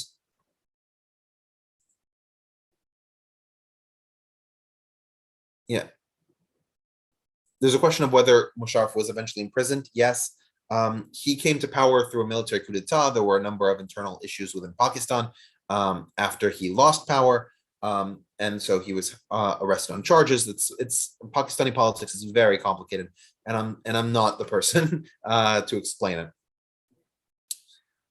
So Abdurrashid Dostum and a number of other leaders like Bernardin Rabbani led the war alongside the Americans to bring Afghanistan back under the control of the Peshawar Accords leadership.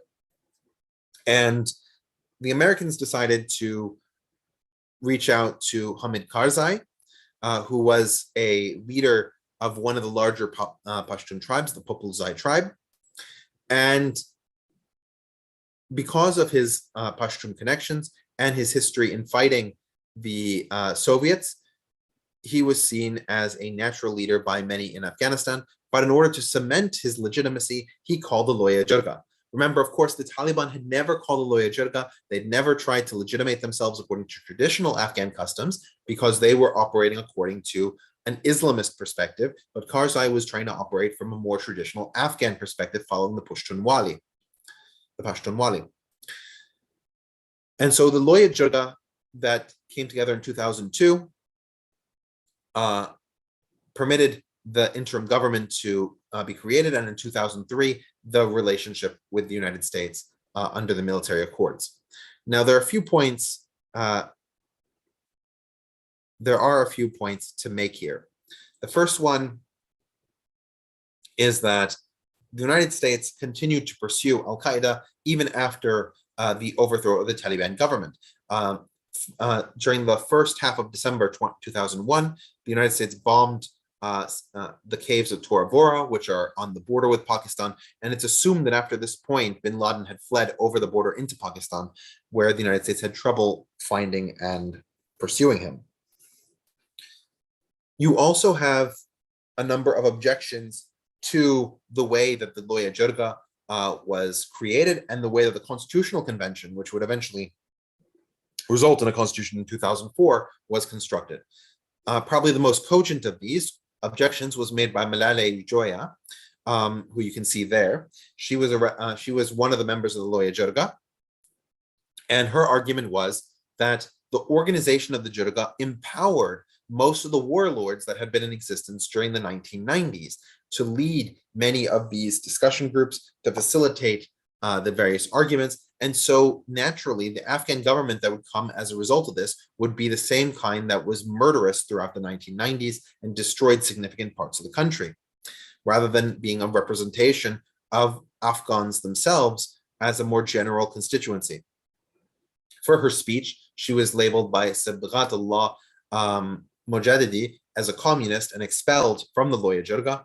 She was eventually readmitted, but she had a very tenuous relationship and blamed the American occupation for forcing the Afghans to choose between the Taliban on the one hand, who were consistent but on a human rights perspective deplorable, and the warlords, who were very inconsistent and from a human rights perspective deplorable.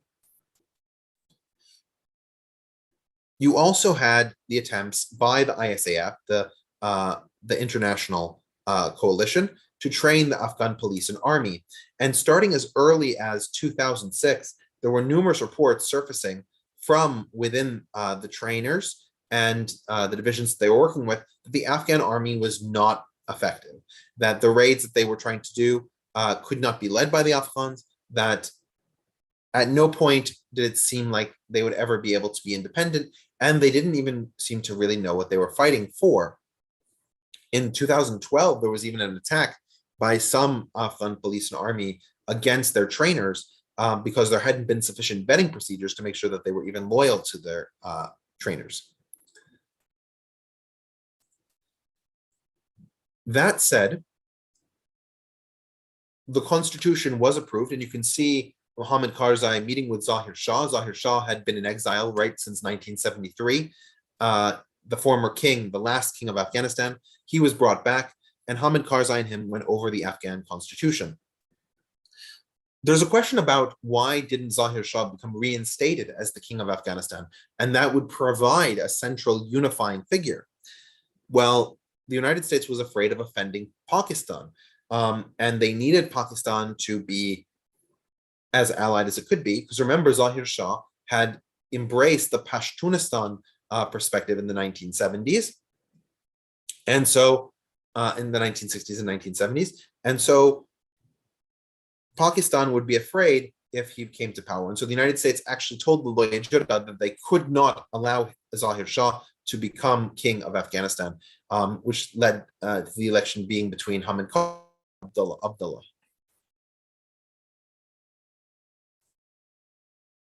So now I realize that we're over time. So if you want to go, you can.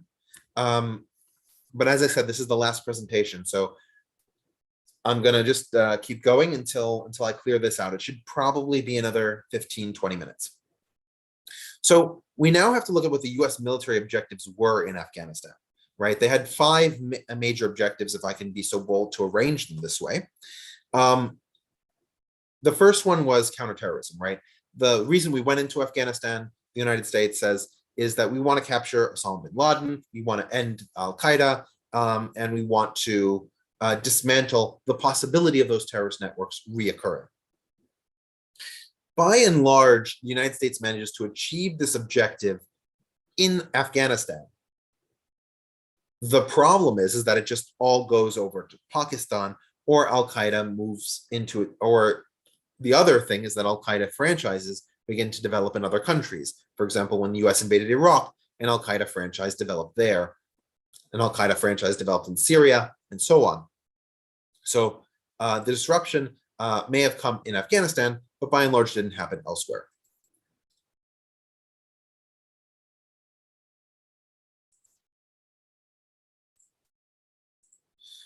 The next piece is the issue of liberalization, right? The United States wanted to create a government in Afghanistan that respected women's rights, that functioned as a democracy, that increased participation, that integrated and protected ethnic minorities. During the period of the US occupation, this was generally the case, that you had increased women's rights, increased education, minorities were under better protection than they ever had been, especially the Hazara. But the creation of a democracy never really happened. You had the Walesi Jirga, right, the parliament, and the Manataro, the upper house, that were elected by the people. In fact, the 2005 elections for the Walesi Jirga were hotly contested. But there was a certain degree to which the individuals who had been part of the Northern Alliance, those particular warlords, were somehow insulated from this democratic change. And they had significant power. They were governors of certain regions. They were heads of different ministries. In fact, the governor of Herat in the West, which was very famous for being a poppy growing area, was effectively insulated on his opium growing. And we're going to get to that on the internal issue side. But you had a government that didn't really embody the values of the democracy it supposedly had, because the Northern Alliance leaders were there in force. Then, of course, there's the geostrategic angle. The United States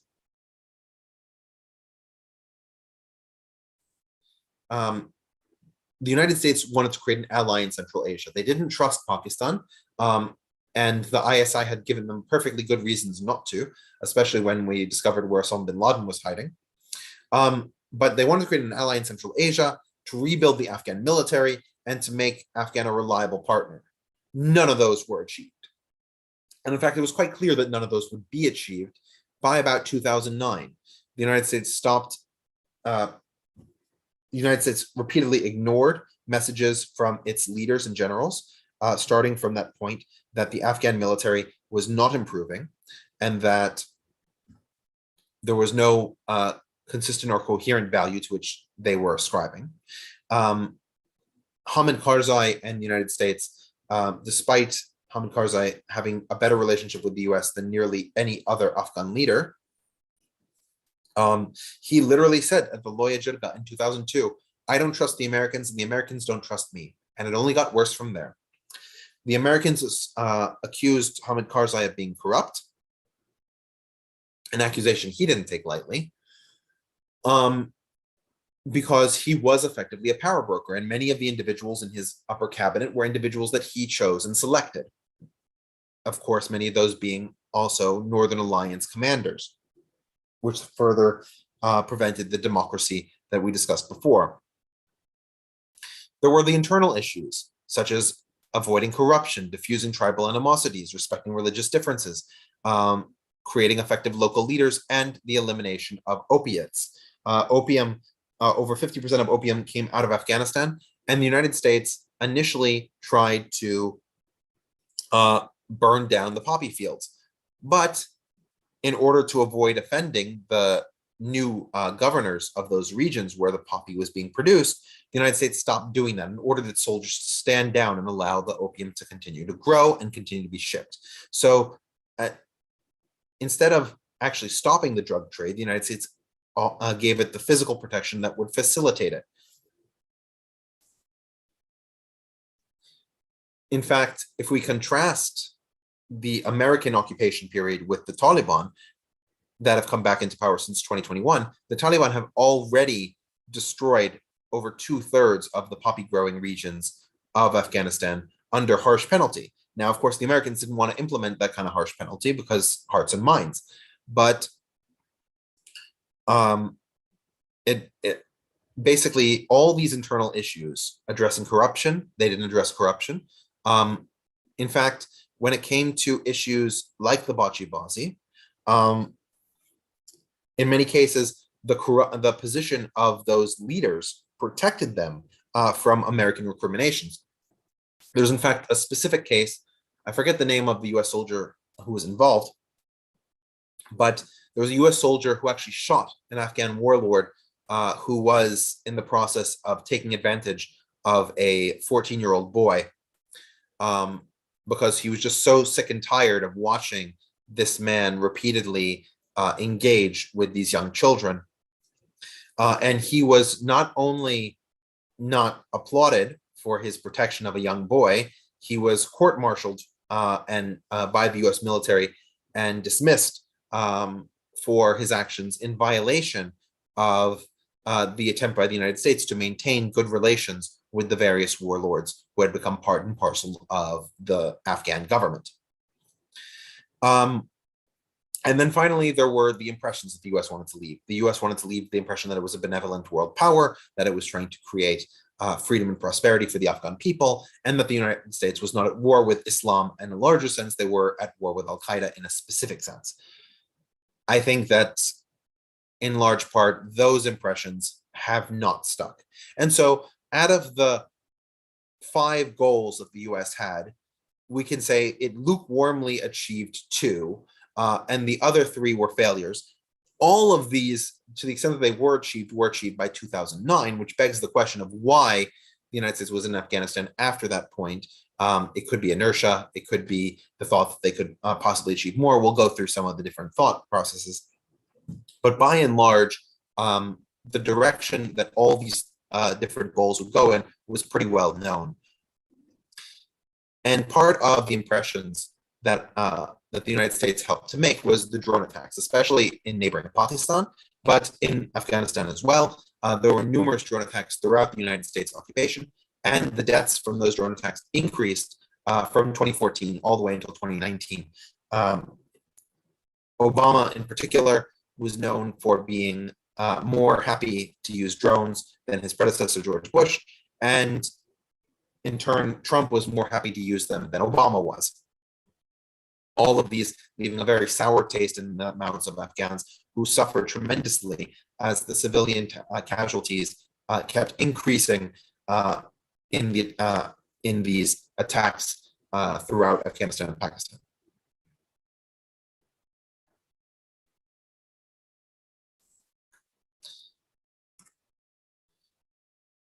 So one of the major reasons the United States wasn't able to achieve its military goals was that American attention was sidelined from Afghanistan starting in 2003 with the Iraq War. And we talked about the Iraq War in episode 78, I think. So that revises my Egyptian reference. It's probably episode 69. But we talked about the Iraq War in 78, and so we don't need to go into it here, but suffice it to say that the amount of public discussion, the involvement, the presence of Iraq on the Axis of Evil World Tour, and the creation of the connection about sort of explaining that Saddam Hussein was somehow connected to Al-Qaeda, it was clear that the individuals in the Bush administration cared a lot more about that war than they did about the war in Afghanistan, and therefore the goals in Afghanistan were derailed. And of course, even US allies like Jordan thought that the Iraq War was a poor idea, despite showing solidarity with the United States in the wake of the Twin Towers destruction on 28 September 2001, and Jordan's support in the UN against the Taliban. Jordan was adamantly opposed to the US war in Iraq, seeing it as incredibly destabilizing. I have a comment: in meetings and on paper, US military objectives seem noble and appear well-meaning. In reality, a waste of lives, land opportunities, and freedom, tragic and pitiful for all those left behind and who must endure it if lucky. Yeah, no, I agree. In order to begin to pacify the internal regions, General Stanley McChrystal, who was the US elite commander at the beginning of Obama's tenure, requested an additional surge of troops, which he got in December of 2009. That additional surge was able to help pacify a number of different regions throughout Afghanistan and put the Taliban on the back foot. In fact, the Taliban was primarily operating in Pakistan from about 2007 until about 2016.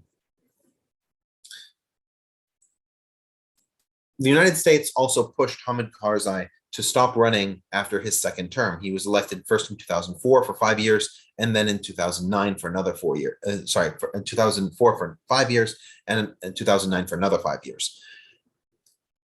The election that followed him was very contentious between Ashraf Ghani and who had been Ashraf Ghani and Abdullah Abdullah. Remember, Abdullah Abdullah was the primary contender against Karzai in the Loya Jirga as well. And it was unclear from the votes who had really won. It was too close to call, and there's so many voting irregularities in the Afghan election that it easily could have been either or. Ashraf Ghani and Abdullah Abdullah were willing to agree in 2014 to create a unity government where Ghani would be the president and Abdullah Abdullah would have a secondary executive title that was completely extra constitutional in order to appease the fact that he would not get the presidency. He was less willing in 2021 to make the same agreement. And so even in the midst of COVID and the increasing rise of the Taliban, which we'll discuss,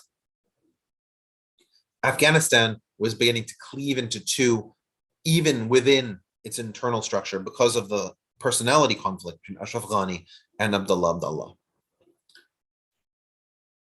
Then the United States did what Pakistan assumed the United States would never do. Certainly the ISI assumed the United States would never do, which is that the United States violated Pakistani territorial integrity to find Osama bin Laden in his compound in Abbottabad, Pakistan. This is an area that's routinely monitored by the ISI, and so it's highly dubious that they wouldn't know that bin Laden was located in this area. The famously SEAL Team 6 attacked the compound, killed bin Laden and a number of other inhabitants of the compound, and the body was brought to the US president, who identified it as bin Laden, and the body was dumped out at sea. This was seen as a personal victory for Obama as it occurred during his presidency, despite the fact that it had been in the works and in research from previous administrations. from the previous administration. And in many cases, you have this inflamed the relationship between Pakistan and the United States, although the United States could point quite clearly to the Pakistan had failed as an ally to respect the United States in this way if its lead enemy was on Pakistani territory. There's a comment, didn't McChrystal write a piece in the New York Times Magazine critical of Obama and then he got fired? Yes, that's absolutely true.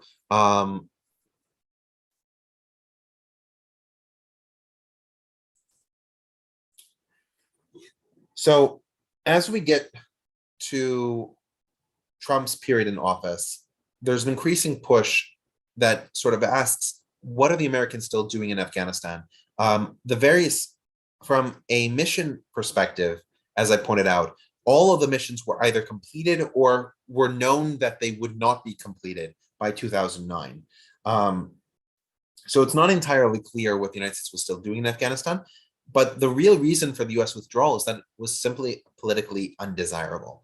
The United States population was no longer willing to support these, quote, forever wars, and accordingly, there was a strong demand within the United States to bring the soldiers home, especially after so much pain and misery within Afghanistan.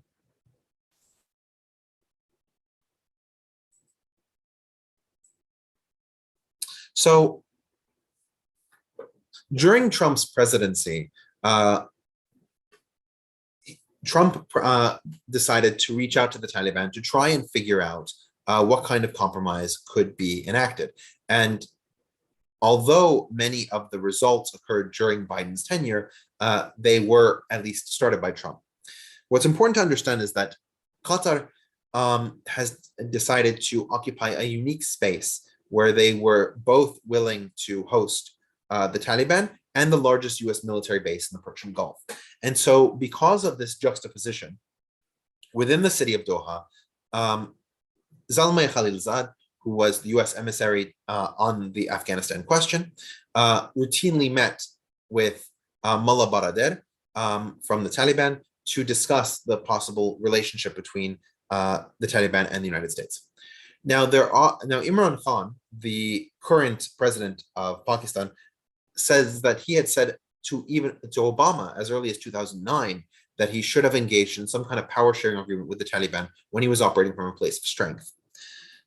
By 2019 and 2020, it was clear that the United States was operating from a place of weakness. Its troops wanted to leave, and Baradar was willing to facilitate that through the negotiation of an agreement that would allow the Americans to leave and the Taliban to have some sort of a stay in the future of Afghanistan. And in fact, this resulted in what are called intra-Afghan peace talks, which also took place in Doha between the Taliban and the various members of the Northern Alliance that had now become the government of the Republic of Afghanistan.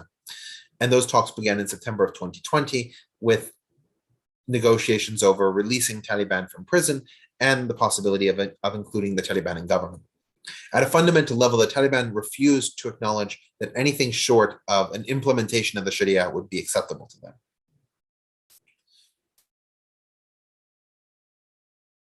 As we move into 2021 and the United States withdrawal that was contemplated by the Doha Agreement of 29 February 2020 begins to take effect, the Taliban come back with a vengeance in a number of different regions. And you can see the regions that they occupied on the 9th of July, those regions in yellow that they were contesting, and those regions in blue that the government in Kabul controlled. Now, they were able, within the space of less than 2 months, to retake the vast bulk of the country. So it begs the question of how they were able to do this. And there are several different tricks in their arsenal. The first one was that they campaigned on the same justice that they had campaigned on back in 1996, which is that they were going to end the illegitimate corruption of the various warlords. They went after the Bachi-Bazi perpetrators. They went after the opiate smugglers. They went after those who had achieved their power through ethnic or social means as opposed to through piety. But that wasn't it. They also threatened individuals in different regions. they undermined the Afghan security forces by pulling on family or religious loyalties, and therefore were able to get individuals to surrender who generally should not have. And they were able, because Afghanistan didn't have an effective leader anymore from the Soviet period, Ahmad Shah Massoud, as we mentioned, was assassinated on September 9th, 2001. Burhanuddin Rabbani was killed in 2012. Hekmatyar was too weak and also ideologically aligned close enough to the Taliban where it wouldn't have made a difference. Really, there was, and Dostum was willing again to sell himself out to the Taliban in order to avoid recriminations, resulting in no real opposition to him. And Ashraf Ghani, the president of Afghanistan, and Abdullah, the also president of Afghanistan, because the two of them both claimed to be president and had their own inauguration speeches, neither of them commanded much loyalty. In fact, the only Afghan leader really from the Republic period who is still in Afghanistan is Hamid Karzai. He actually meets periodically with Taliban leaders in Kabul and tries to negotiate with them in terms of how they're going to create an Islamic emirate and make one that is at least somewhat adhering to the values of the Islamic Republic of Afghanistan that he led. So far, it doesn't seem like that's going to be likely. All the girls' schools have been shut down. Much of the Sharia has been reimposed, and the situation is incredibly dire for interpreters or anybody else seen to be connected with the U.S. occupation.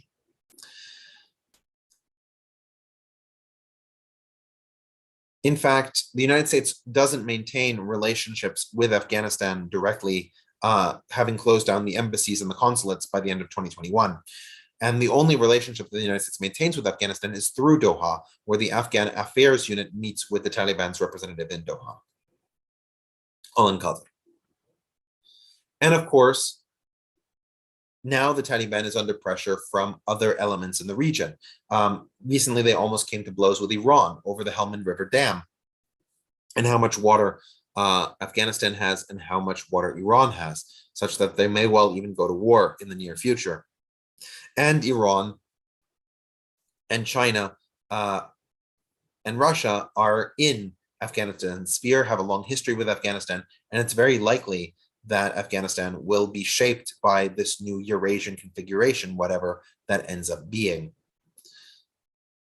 It's worth pointing out that the Taliban sent representatives when they first sent representatives abroad to Moscow, similar to the way Amanullah Khan sent representatives to Lenin when he first became independent, signaling that Russia may be a strong relationship in the Taliban's future. All right.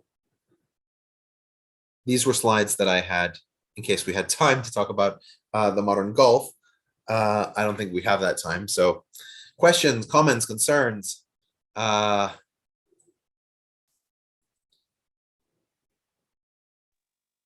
Maybe just I'll unmute everybody. Last MENA presentation. So I just want people to comment or say how they like the series, or did they have any drink while they were listening to you? 1 second.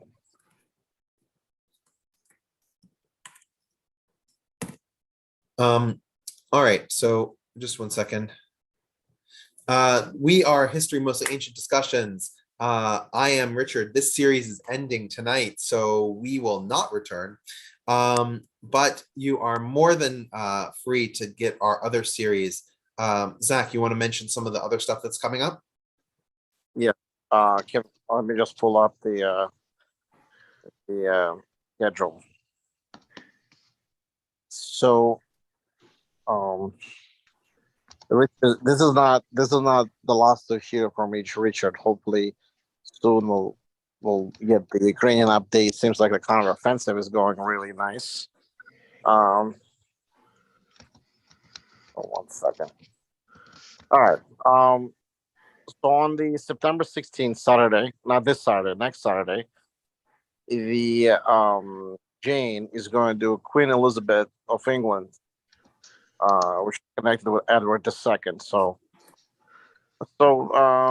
join us. It's gonna be at 2 p.m. Then we have Asian philosophy by Jason, and September 23rd. We're going to talk about the Taoist philosophy. Then on September 24th, we're going to talk about Templars. Originally, Templars were set up as the protectors of pilgrims, and they obviously grew, being an enormous organization. Particularly, we're going to talk about acceptance of knighthood. Then more an ancient discussion. We're going to talk about the Medes and the early Achaemenid Empire. So if you guys want to, we might touch on some other areas around as well. Mitanni's, Lydians. So it should be something interesting. That would be Beverly is going to help me with that. She's going to be, I'll have to talk to her about that. Then rolling forward, if you guys are in New York on October 28th, we actually have in-person, movie view Princess of Foxes. If you guys are interested in 15th century Venice, and then we'll have a discussion. People will order food, get drinks. It doesn't need to be alcoholic drinks. So we'll sit down, we'll watch the movie for hours somewhat, and we'll discuss it after. Then I'll probably move it by a day on Sunday. We're going to talk about Hyena Auschwitz, Irma Grease. She was a incredibly disgusting human being, but nonetheless, I still want to understand the psyche of a 22-year-old person who ended up sleeping with a lot of the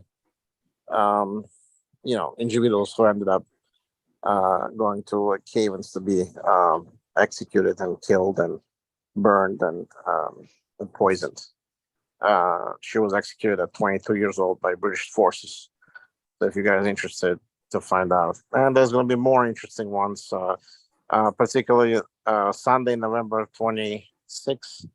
We're going to do Nature of Judaism. If you're interested to learn about Judaism, particularly, we're going to talk about different holidays, what they mean, where they come from, what's the historical meaning.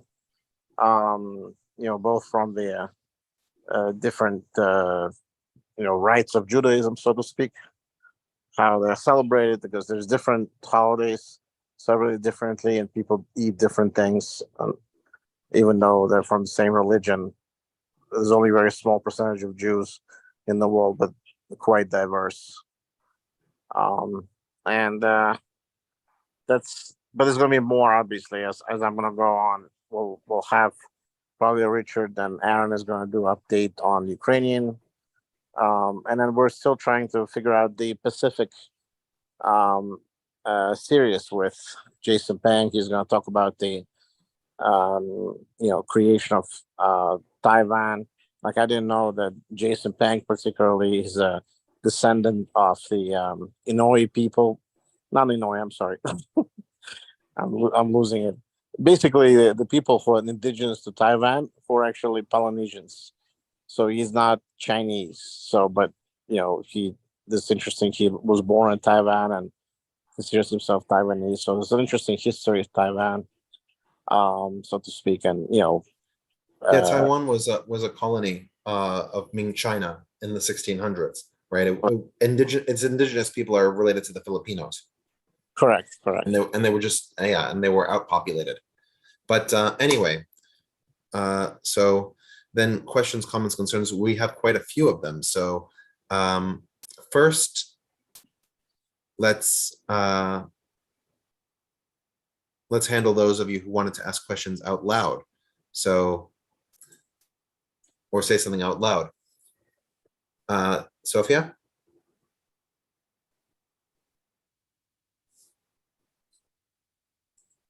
Is she unmuted? I think I unmuted her. Sophia, Okay. you're unmuted. Go ahead. Can you hear me? We can. Yes. Yes. Okay, awesome. First of all, since I've joined this class a year and a half ago, I want to say thank you.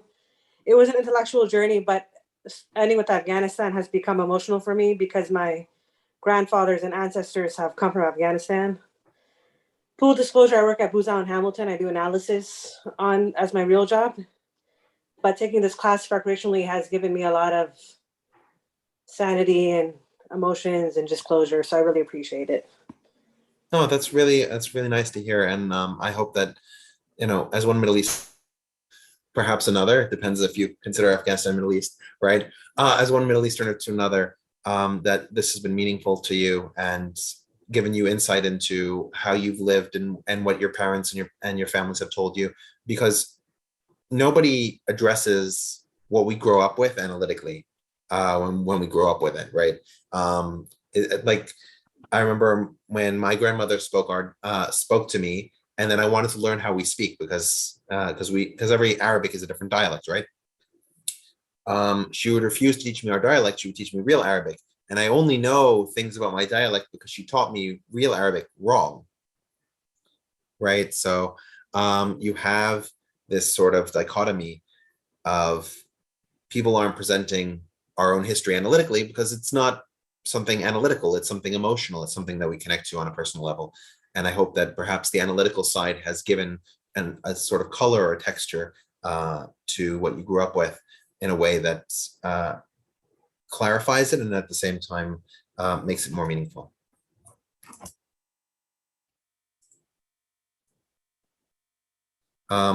Anybody else? Well, Richard, I would just like to chime in with, was it Beverly? I'm not sure, who said, what are we going to do on Wednesday nights now? And I I think it was said, Eliana who said that. okay, well, I said extreme withdrawal pains. Well, I don't know how many of you have seen all of the episodes. I mean, there are 86 episodes. I'm sure there's something in there you haven't seen. But I agree. There's something special to be said for the actual experience of listening to somebody talking about these things in real time. Well, and knowing you're part of a group too. I mean, that there is that, even though we're not all chatting together, the idea that you're part of a group with similar interests matters. I mean, other than watching TV alone, you know what I mean? No, I completely agree. I personally think that Patty is an American spy. She knows a lot. Why did you say? You know a lot about things. Like you remember on drop off. Like I was born there. I don't remember on drop off. Well, no, but it was you that reminded to... me that I like, oh, duh, yeah, on drop off. I had completely blanked on him. He was literally like a president for like a minute. Yeah. Yeah, and then he died. But no, he did a lot more when he was head of the KGB. And I mean, if we're talking about the development of Russia, and I beg ignorance here because in history, mostly ancient discussions, I'm like the least knowledgeable about Russia of anybody. But there was a massive shift in the Politburo from the 1960s, where you have this sort of bureaucratic class that's dominant, to the 1980s, where it really becomes KGB operatives who become dominant. And so the Russian organization becomes more and more intelligence oriented, which is why, for example, Putin is so heavily reliant on the FSB and on all those institutions. Completely shaped by that, yeah. Yeah. There's one point in the comments that I want to address before I take Eliana's question. And that is, there's a comment that the world would be more peaceful if it were run by women. I see this a lot, and it's sort of it sort of bothers me. If we actually, because I saw somebody do it, and I wish I had the statistical analysis in front of me, but if you compare all the women that have had this supreme executive position, be it the queen of the country, of a country that where the monarchy actually is a monarchy, or the president or the chancellor or whatever, more women have been at war during more years of their rulership than men have been at war for years of their rulership as a percentage of their rulership time.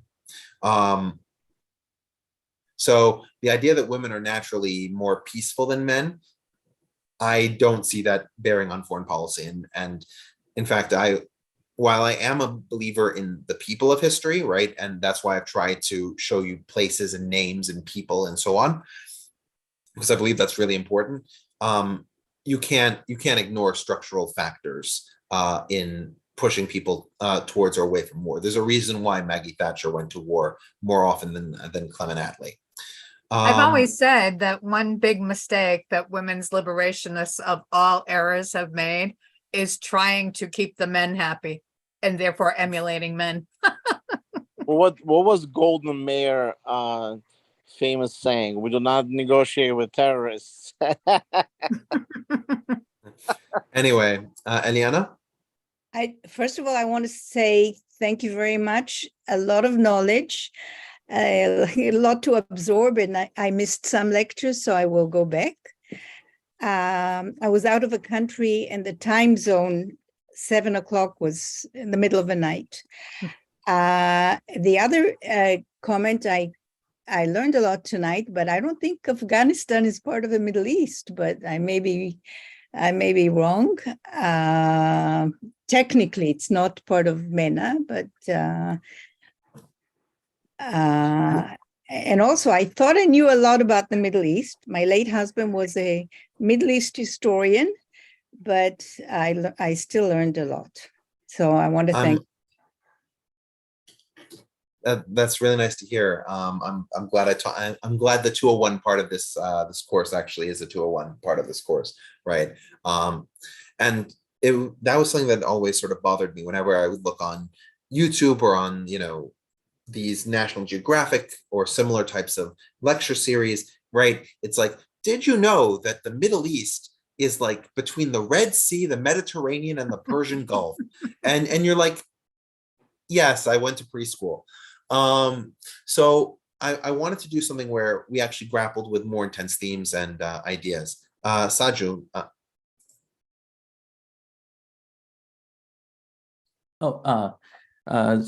This is my first and I guess last live session that I've joined. I discovered this series on YouTube about I think a week ago, and I've been binge watching, for lack of a better word, and I'm so glad that I could catch this this last session live.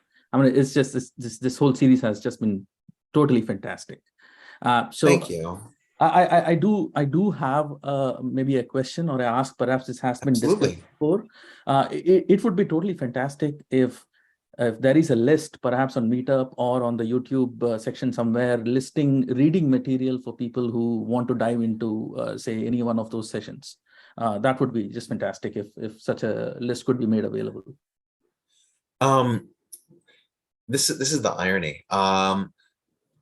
I have a number of different articles that I've used for the construction of this series, but a lot of this stuff is stuff that I've known for a relatively long time. Afghanistan is a little bit more recent, so that stuff is the materials I have are more available, but and Iran as well. But a lot of this stuff is just stuff that I've picked up along the way and sort of and the idea is sort of putting it together, because it's one thing to sort of go through the events of like this happened and this happened and this happened, and it's another one to say like these were the objectives, this is what they were trying to do, this is whether it worked or not. And a lot of the sources don't delve into that as much as they do talking about the trajectory and just listing the events in chronological order. I can try to find some of my sources, but it's gonna be tough. It's been a lot of work. Okay, no, fair enough. But I just want to say thank you for doing this. I'm thoroughly enjoying all the episodes that you've recorded. No, I really appreciate that. Thank you so much for the kind words. Barbara? Hi, I came in a little late, so I don't know whether the exit from Afghanistan was discussed, but there was an unbelievable CNN documentary. What was it called? Exit from Afghanistan or something. It was on just a couple of days ago. It was just truly heartbreaking and actually nauseating. And the other thing is, as far as today's lecture, I haven't come to all of these, but I did come to one other. I got a headache from all the names, Yes. you know, and all the information and your pronunciation, which unfortunately is correct. Meanwhile, I'm reading. So I said, well, who is that person? Just saying, but I enjoyed it. I have a special fondness for Afghanistan. Yeah, no, I'm one thing, Richard, and maybe it's something to think up front. I mean, not now, obviously. And this has been 2 years. It's been an incredible journey, but like people are really interested in this, understanding of ethnicity, what Yazidi, Hazara, like Yazidis coming from Kurdistan, Kurds. Like this is what fascinates people. Like, what's the origin of them? Why are they Yazidi? I mean, we did discuss a lot of that, but not in enough detail for us to feast on our thirst of this. Yes, we need at Well, least 2 more years, Richard. So if on Yazidi specifically, I think it's episode 37. Somebody can Yeah. check me if I'm wrong on this, but I think it's in episode 37 where I actually talk about the Yazidi religion and sort of where it comes from and what's going on. I spend about 10 minutes on it, so it's not like I spend a year or something. Right. But and the other thing is that if you look on the website, there is a series called Studies, where we talk about the origin of the Kurds. We talk about a few other ethnic groups. I remember I did one on the Sami, the Buryat, God, there's an ethnicity in the Zhuang. Right. So Right. that is also available for people who are more interested in the ethnic stuff. But if there's a particular ethnicity or culture or something that we can always discuss a possible presentation there. Yeah, I mean, we're doing dead languages, but I don't know, I gotta get John back into the groove. I think we've discussed probably every dead language possible, but we definitely want to get into like other languages that like Korean and all that stuff. It'd be interesting to discuss. But ethnicity would be like a next, and then the migration of people. It's interesting. In some of the regions of the world, people are certain color, but certain people that migrated there later are completely different color. It's just, and we all know, obviously, in Turkey we had a lot of the integration of the Slavic people, and the Yanachars and all that stuff. But the far regions, like in India and stuff, and China, it's like almost closed book. Like, why would people in northern China look so much different than somewhere else and stuff like that? And you have Yao Mings of the world, who are like 7 feet, and versus the average height of 5'7", 5'8". Well, isn't the current understanding of human development that the Middle East was basically the hot pot of various strains of human development coming together? Is that, or am I misremembering that? I think that's a fairly recent thought. Sorry, can you repeat that? I didn't quite hear. That the Middle East was actually like the hotspot of the various strains of human beings coming together and then spreading apart from there. And basically for reasons of climate and the difficulties of moving around versus the ease of moving around another way. It seems like that's a fairly recent theory that I've been aware of. No, that's the term Middle East is a British imperial term. Like, it doesn't exist before the 1700s. So But people that area. people sort of had an idea that there was Turkey, there was the Levant, there was Mesopotamia, there was Arabia, there was Persia, but an idea to represent this larger concept of the Middle East exactly as we understand it, that's an 18th century term. And that's why, for example, if you look in Persian or in English or in Arabic or in Hebrew or in Turkish, well, Hebrew is sort of a weird case here because Hebrew is a modern language. No. But the language. The language. Modern Hebrew is like a lot of the geographic terms in modern Hebrew are just transposed from other languages. It's not like there are certain exceptions, like Tsarfat for France, but most of them are just transposed from other modern languages. But the term for Middle East in all of them is literally the words middle and east. Like that's not what you would expect if these terms are coming up indigenously, right? For example, in Arabic, there's a term Jazira Arabia, the Arabian island, which they use to refer to the peninsula where Arabia is. And that's an indigenous term, because that only makes sense for them to call it an island if they don't have the word for a peninsula, right? So there was this source of confluence in the Middle East. My view, and there are different anthropologists on this who know a lot more than I do, so I give deference to them on this because ancient history is not my strong suit either. But it seems to me that you have to have three different things overlapping in order for you to have an ancient civilization. The first thing is that you need to have a scarcity of resources. You need to have a river or irrigation channel. And you have to have some kind of crop that can be grown using that river. And the reason you need those three things is because if you have an abundance of resources, there's no pressure for people to gather tightly in a small area. If you don't have water, you can't grow anything. And if you don't have the crop, you can't grow anything. So that's why you have these river valleys in a desert, which is Mesopotamia, in a floodplain, which is the Huanghe, and the Indus River, which is a mountainous, difficult place, but you can still grow stuff there. Okay, so that's why civilization started in the Middle East, is because Egypt and Mesopotamia, they have rivers, and they also have a specific kind of wheat. And it's because this wheat has an issue. The issue is fundamentally that if you don't actually spread the seeds of the wheat, it won't self-pollinate, which is very helpful for us as humans, because then we can spread the seeds wherever we want. And so that biological defect actually became the source of civilization in that part of the world. And then as climate change and poor agricultural techniques ruined the soil, and empires expanded, wheat traveled towards Europe, where there's a lot more moisture, and therefore it's easier to grow, generally speaking. But I just have yeah, one comment about the Kurds. Yeah, go ahead. 32 million Kurds, 32, I know more about the Kurds than the Afghanis. 32 million, no homeland, spread over all those countries. 4 countries. And they won't have a homeland because who's going to give up the land? Just wanted to say, I can't turn the video on, but the publishing firm that I work for published the first book of translated Kurdish poetry by Kahal Ahmad. Just wanted to say it exists. Okay, No, that's all. Love the Kurds. Bye. Yeah, no. There are a number of episodes in this series where we've talked about the Kurds. Oh, we talked about them. We talked about them in the context.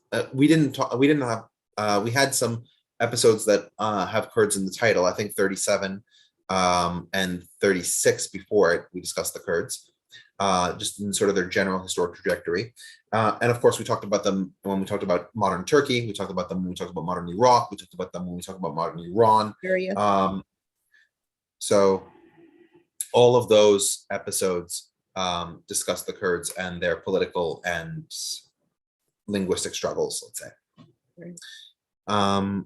It seems like people use Turks, like young Turks, use Kurds to attack Armenians during the obviously the beginning of turn of century, and it always seems to be it was comforting to other nationalities to use Kurds, especially on the border with Russia, and when they get a chance to create their own Kurdistan, they had so many disagreements within their own nation that they were not able to create a state. I mean, they were very close.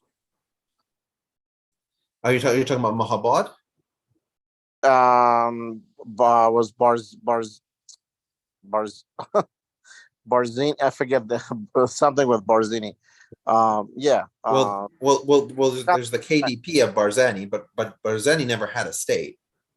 No. Are you talking about Mahmoud Barzanji, or like? Because there are a lot of different Barzanji. So what happened is the UN had already discussed giving them, after the Young Turks revolt, it was discussed with the Young Turks as well, because they were, well, as we thought, were more progressive. You're talking about the Treaty of Sèvres. The United Nations wasn't involved. It was 1920, so there was no United Nations, and the League of Nations wasn't involved either. It was a question about whether the Allied powers could compel the Entente powers could compel the Ottoman Empire to sign the Treaty of Sèvres, which would cede significant amounts of Anatolian territory to Italy, to Greece, to Britain, to France, and in the British area, there would be a sphere of influence that would be creating a Kurdish state. That was the thought. But the entire Turkish War of Independence, which we covered in episodes 47 and 48, is the dismantling of that, because Mustafa Kemal declared war not only against all of those parties and the Armenians, who were going to have an American protectorate in the northeastern part of what is today Turkey, but he declared war on the Ottoman Empire too, to prevent its signature on the Treaty of Sèvres from being binding on it. And he won the war. He pushed the Greeks out of the west, he pushed the French out of the south. The British didn't even bother sending troops, and he beat the Armenians in the northeast. And so that Kurdish state never really got off the ground, and it didn't really have any infrastructure to boot. The states of Mahabad in 1946 and Barzanji in 1923 had more infrastructure, we can say. They didn't survive long because in the case of Mahabad, the Shah of Iran put it down in a few months. I think it was like 10 months or so. And in the case of Barzanji, it took about a year and a half for the British to put it down in their Mandate of Iraq. But yeah, they didn't have the time to develop an infrastructure. Now, if you look at the KRG, the Kurdish Regional Government of Iraq, the Kurds don't see eye to eye there, right? You have the PDK led by the Barzani clan, and you have the PUK led by the Talibanis, and they disagree on policy. And they both disagree with the PKK, the PDK much more so than the PUK, which has allied with it in the past. Then there was something that was called conflict with when Stalin kept Soviet troops in Iran and had Azeri going to, I think 30,000 Azeri. They were executed after Stalin withdrew his troops to create a state within the area as well. And then United States told Stalin to leave within 6 weeks. They wanted to create a Kurdistan area there as well for poor guys there, but never happened. Yeah, I mean, there are Kurds. I mean, a lot of people sort of forget that in the Karabakh Wars, there were Yazidi that fought on the Armenian side, because there are Kurds in Armenia. And there are Kurds that were Muslim that fought on the Azerbaijani side. I didn't mention it in the Caucasus discussion because the Kurds are such a small part of that overall story. And I couldn't go through all the different minorities that exist throughout the Southern Caucasus, but that's certainly a part of that wider story. Right, particularly, I mean, as you mentioned, right, Taliban really didn't appreciate Shia, and therefore, were particularly not very nice to Shia groups. I mean, that's obviously, so that's why there was such resent to that. But it's prevalent throughout the Middle East that they don't consider Shia. I mean, they would rather recognize Jew before they recognize the Shia. Muslim. You're talking about the Taliban? Not just Taliban, and Wahhabi, or it's just such a rift between the two. Within Saudi, I mean, there's a big prevalence of Shia in there. Iraq right now is 65% Shia. It was run by the Sunni. I don't even know what to call Saddam Hussein. He was definitely not religious. But the thing that this sort of question comes up a lot, and you and I have discussed it in the past. There is a lot of times people will say it's Sunnis versus Shiites, and yes, there are conflicts that go Sunni versus Shiite. There are also Sunni versus Sunni, and there's Shiite versus Shiite, and there are all these different organizations of that issue. But to the extent that we have Sunni versus Shiite conflicts, it's almost never about religious observance. It's using the religion as a tribal marker. There's that famous joke, right? Are you a Protestant atheist or a Catholic atheist when referring to the situation in Ireland?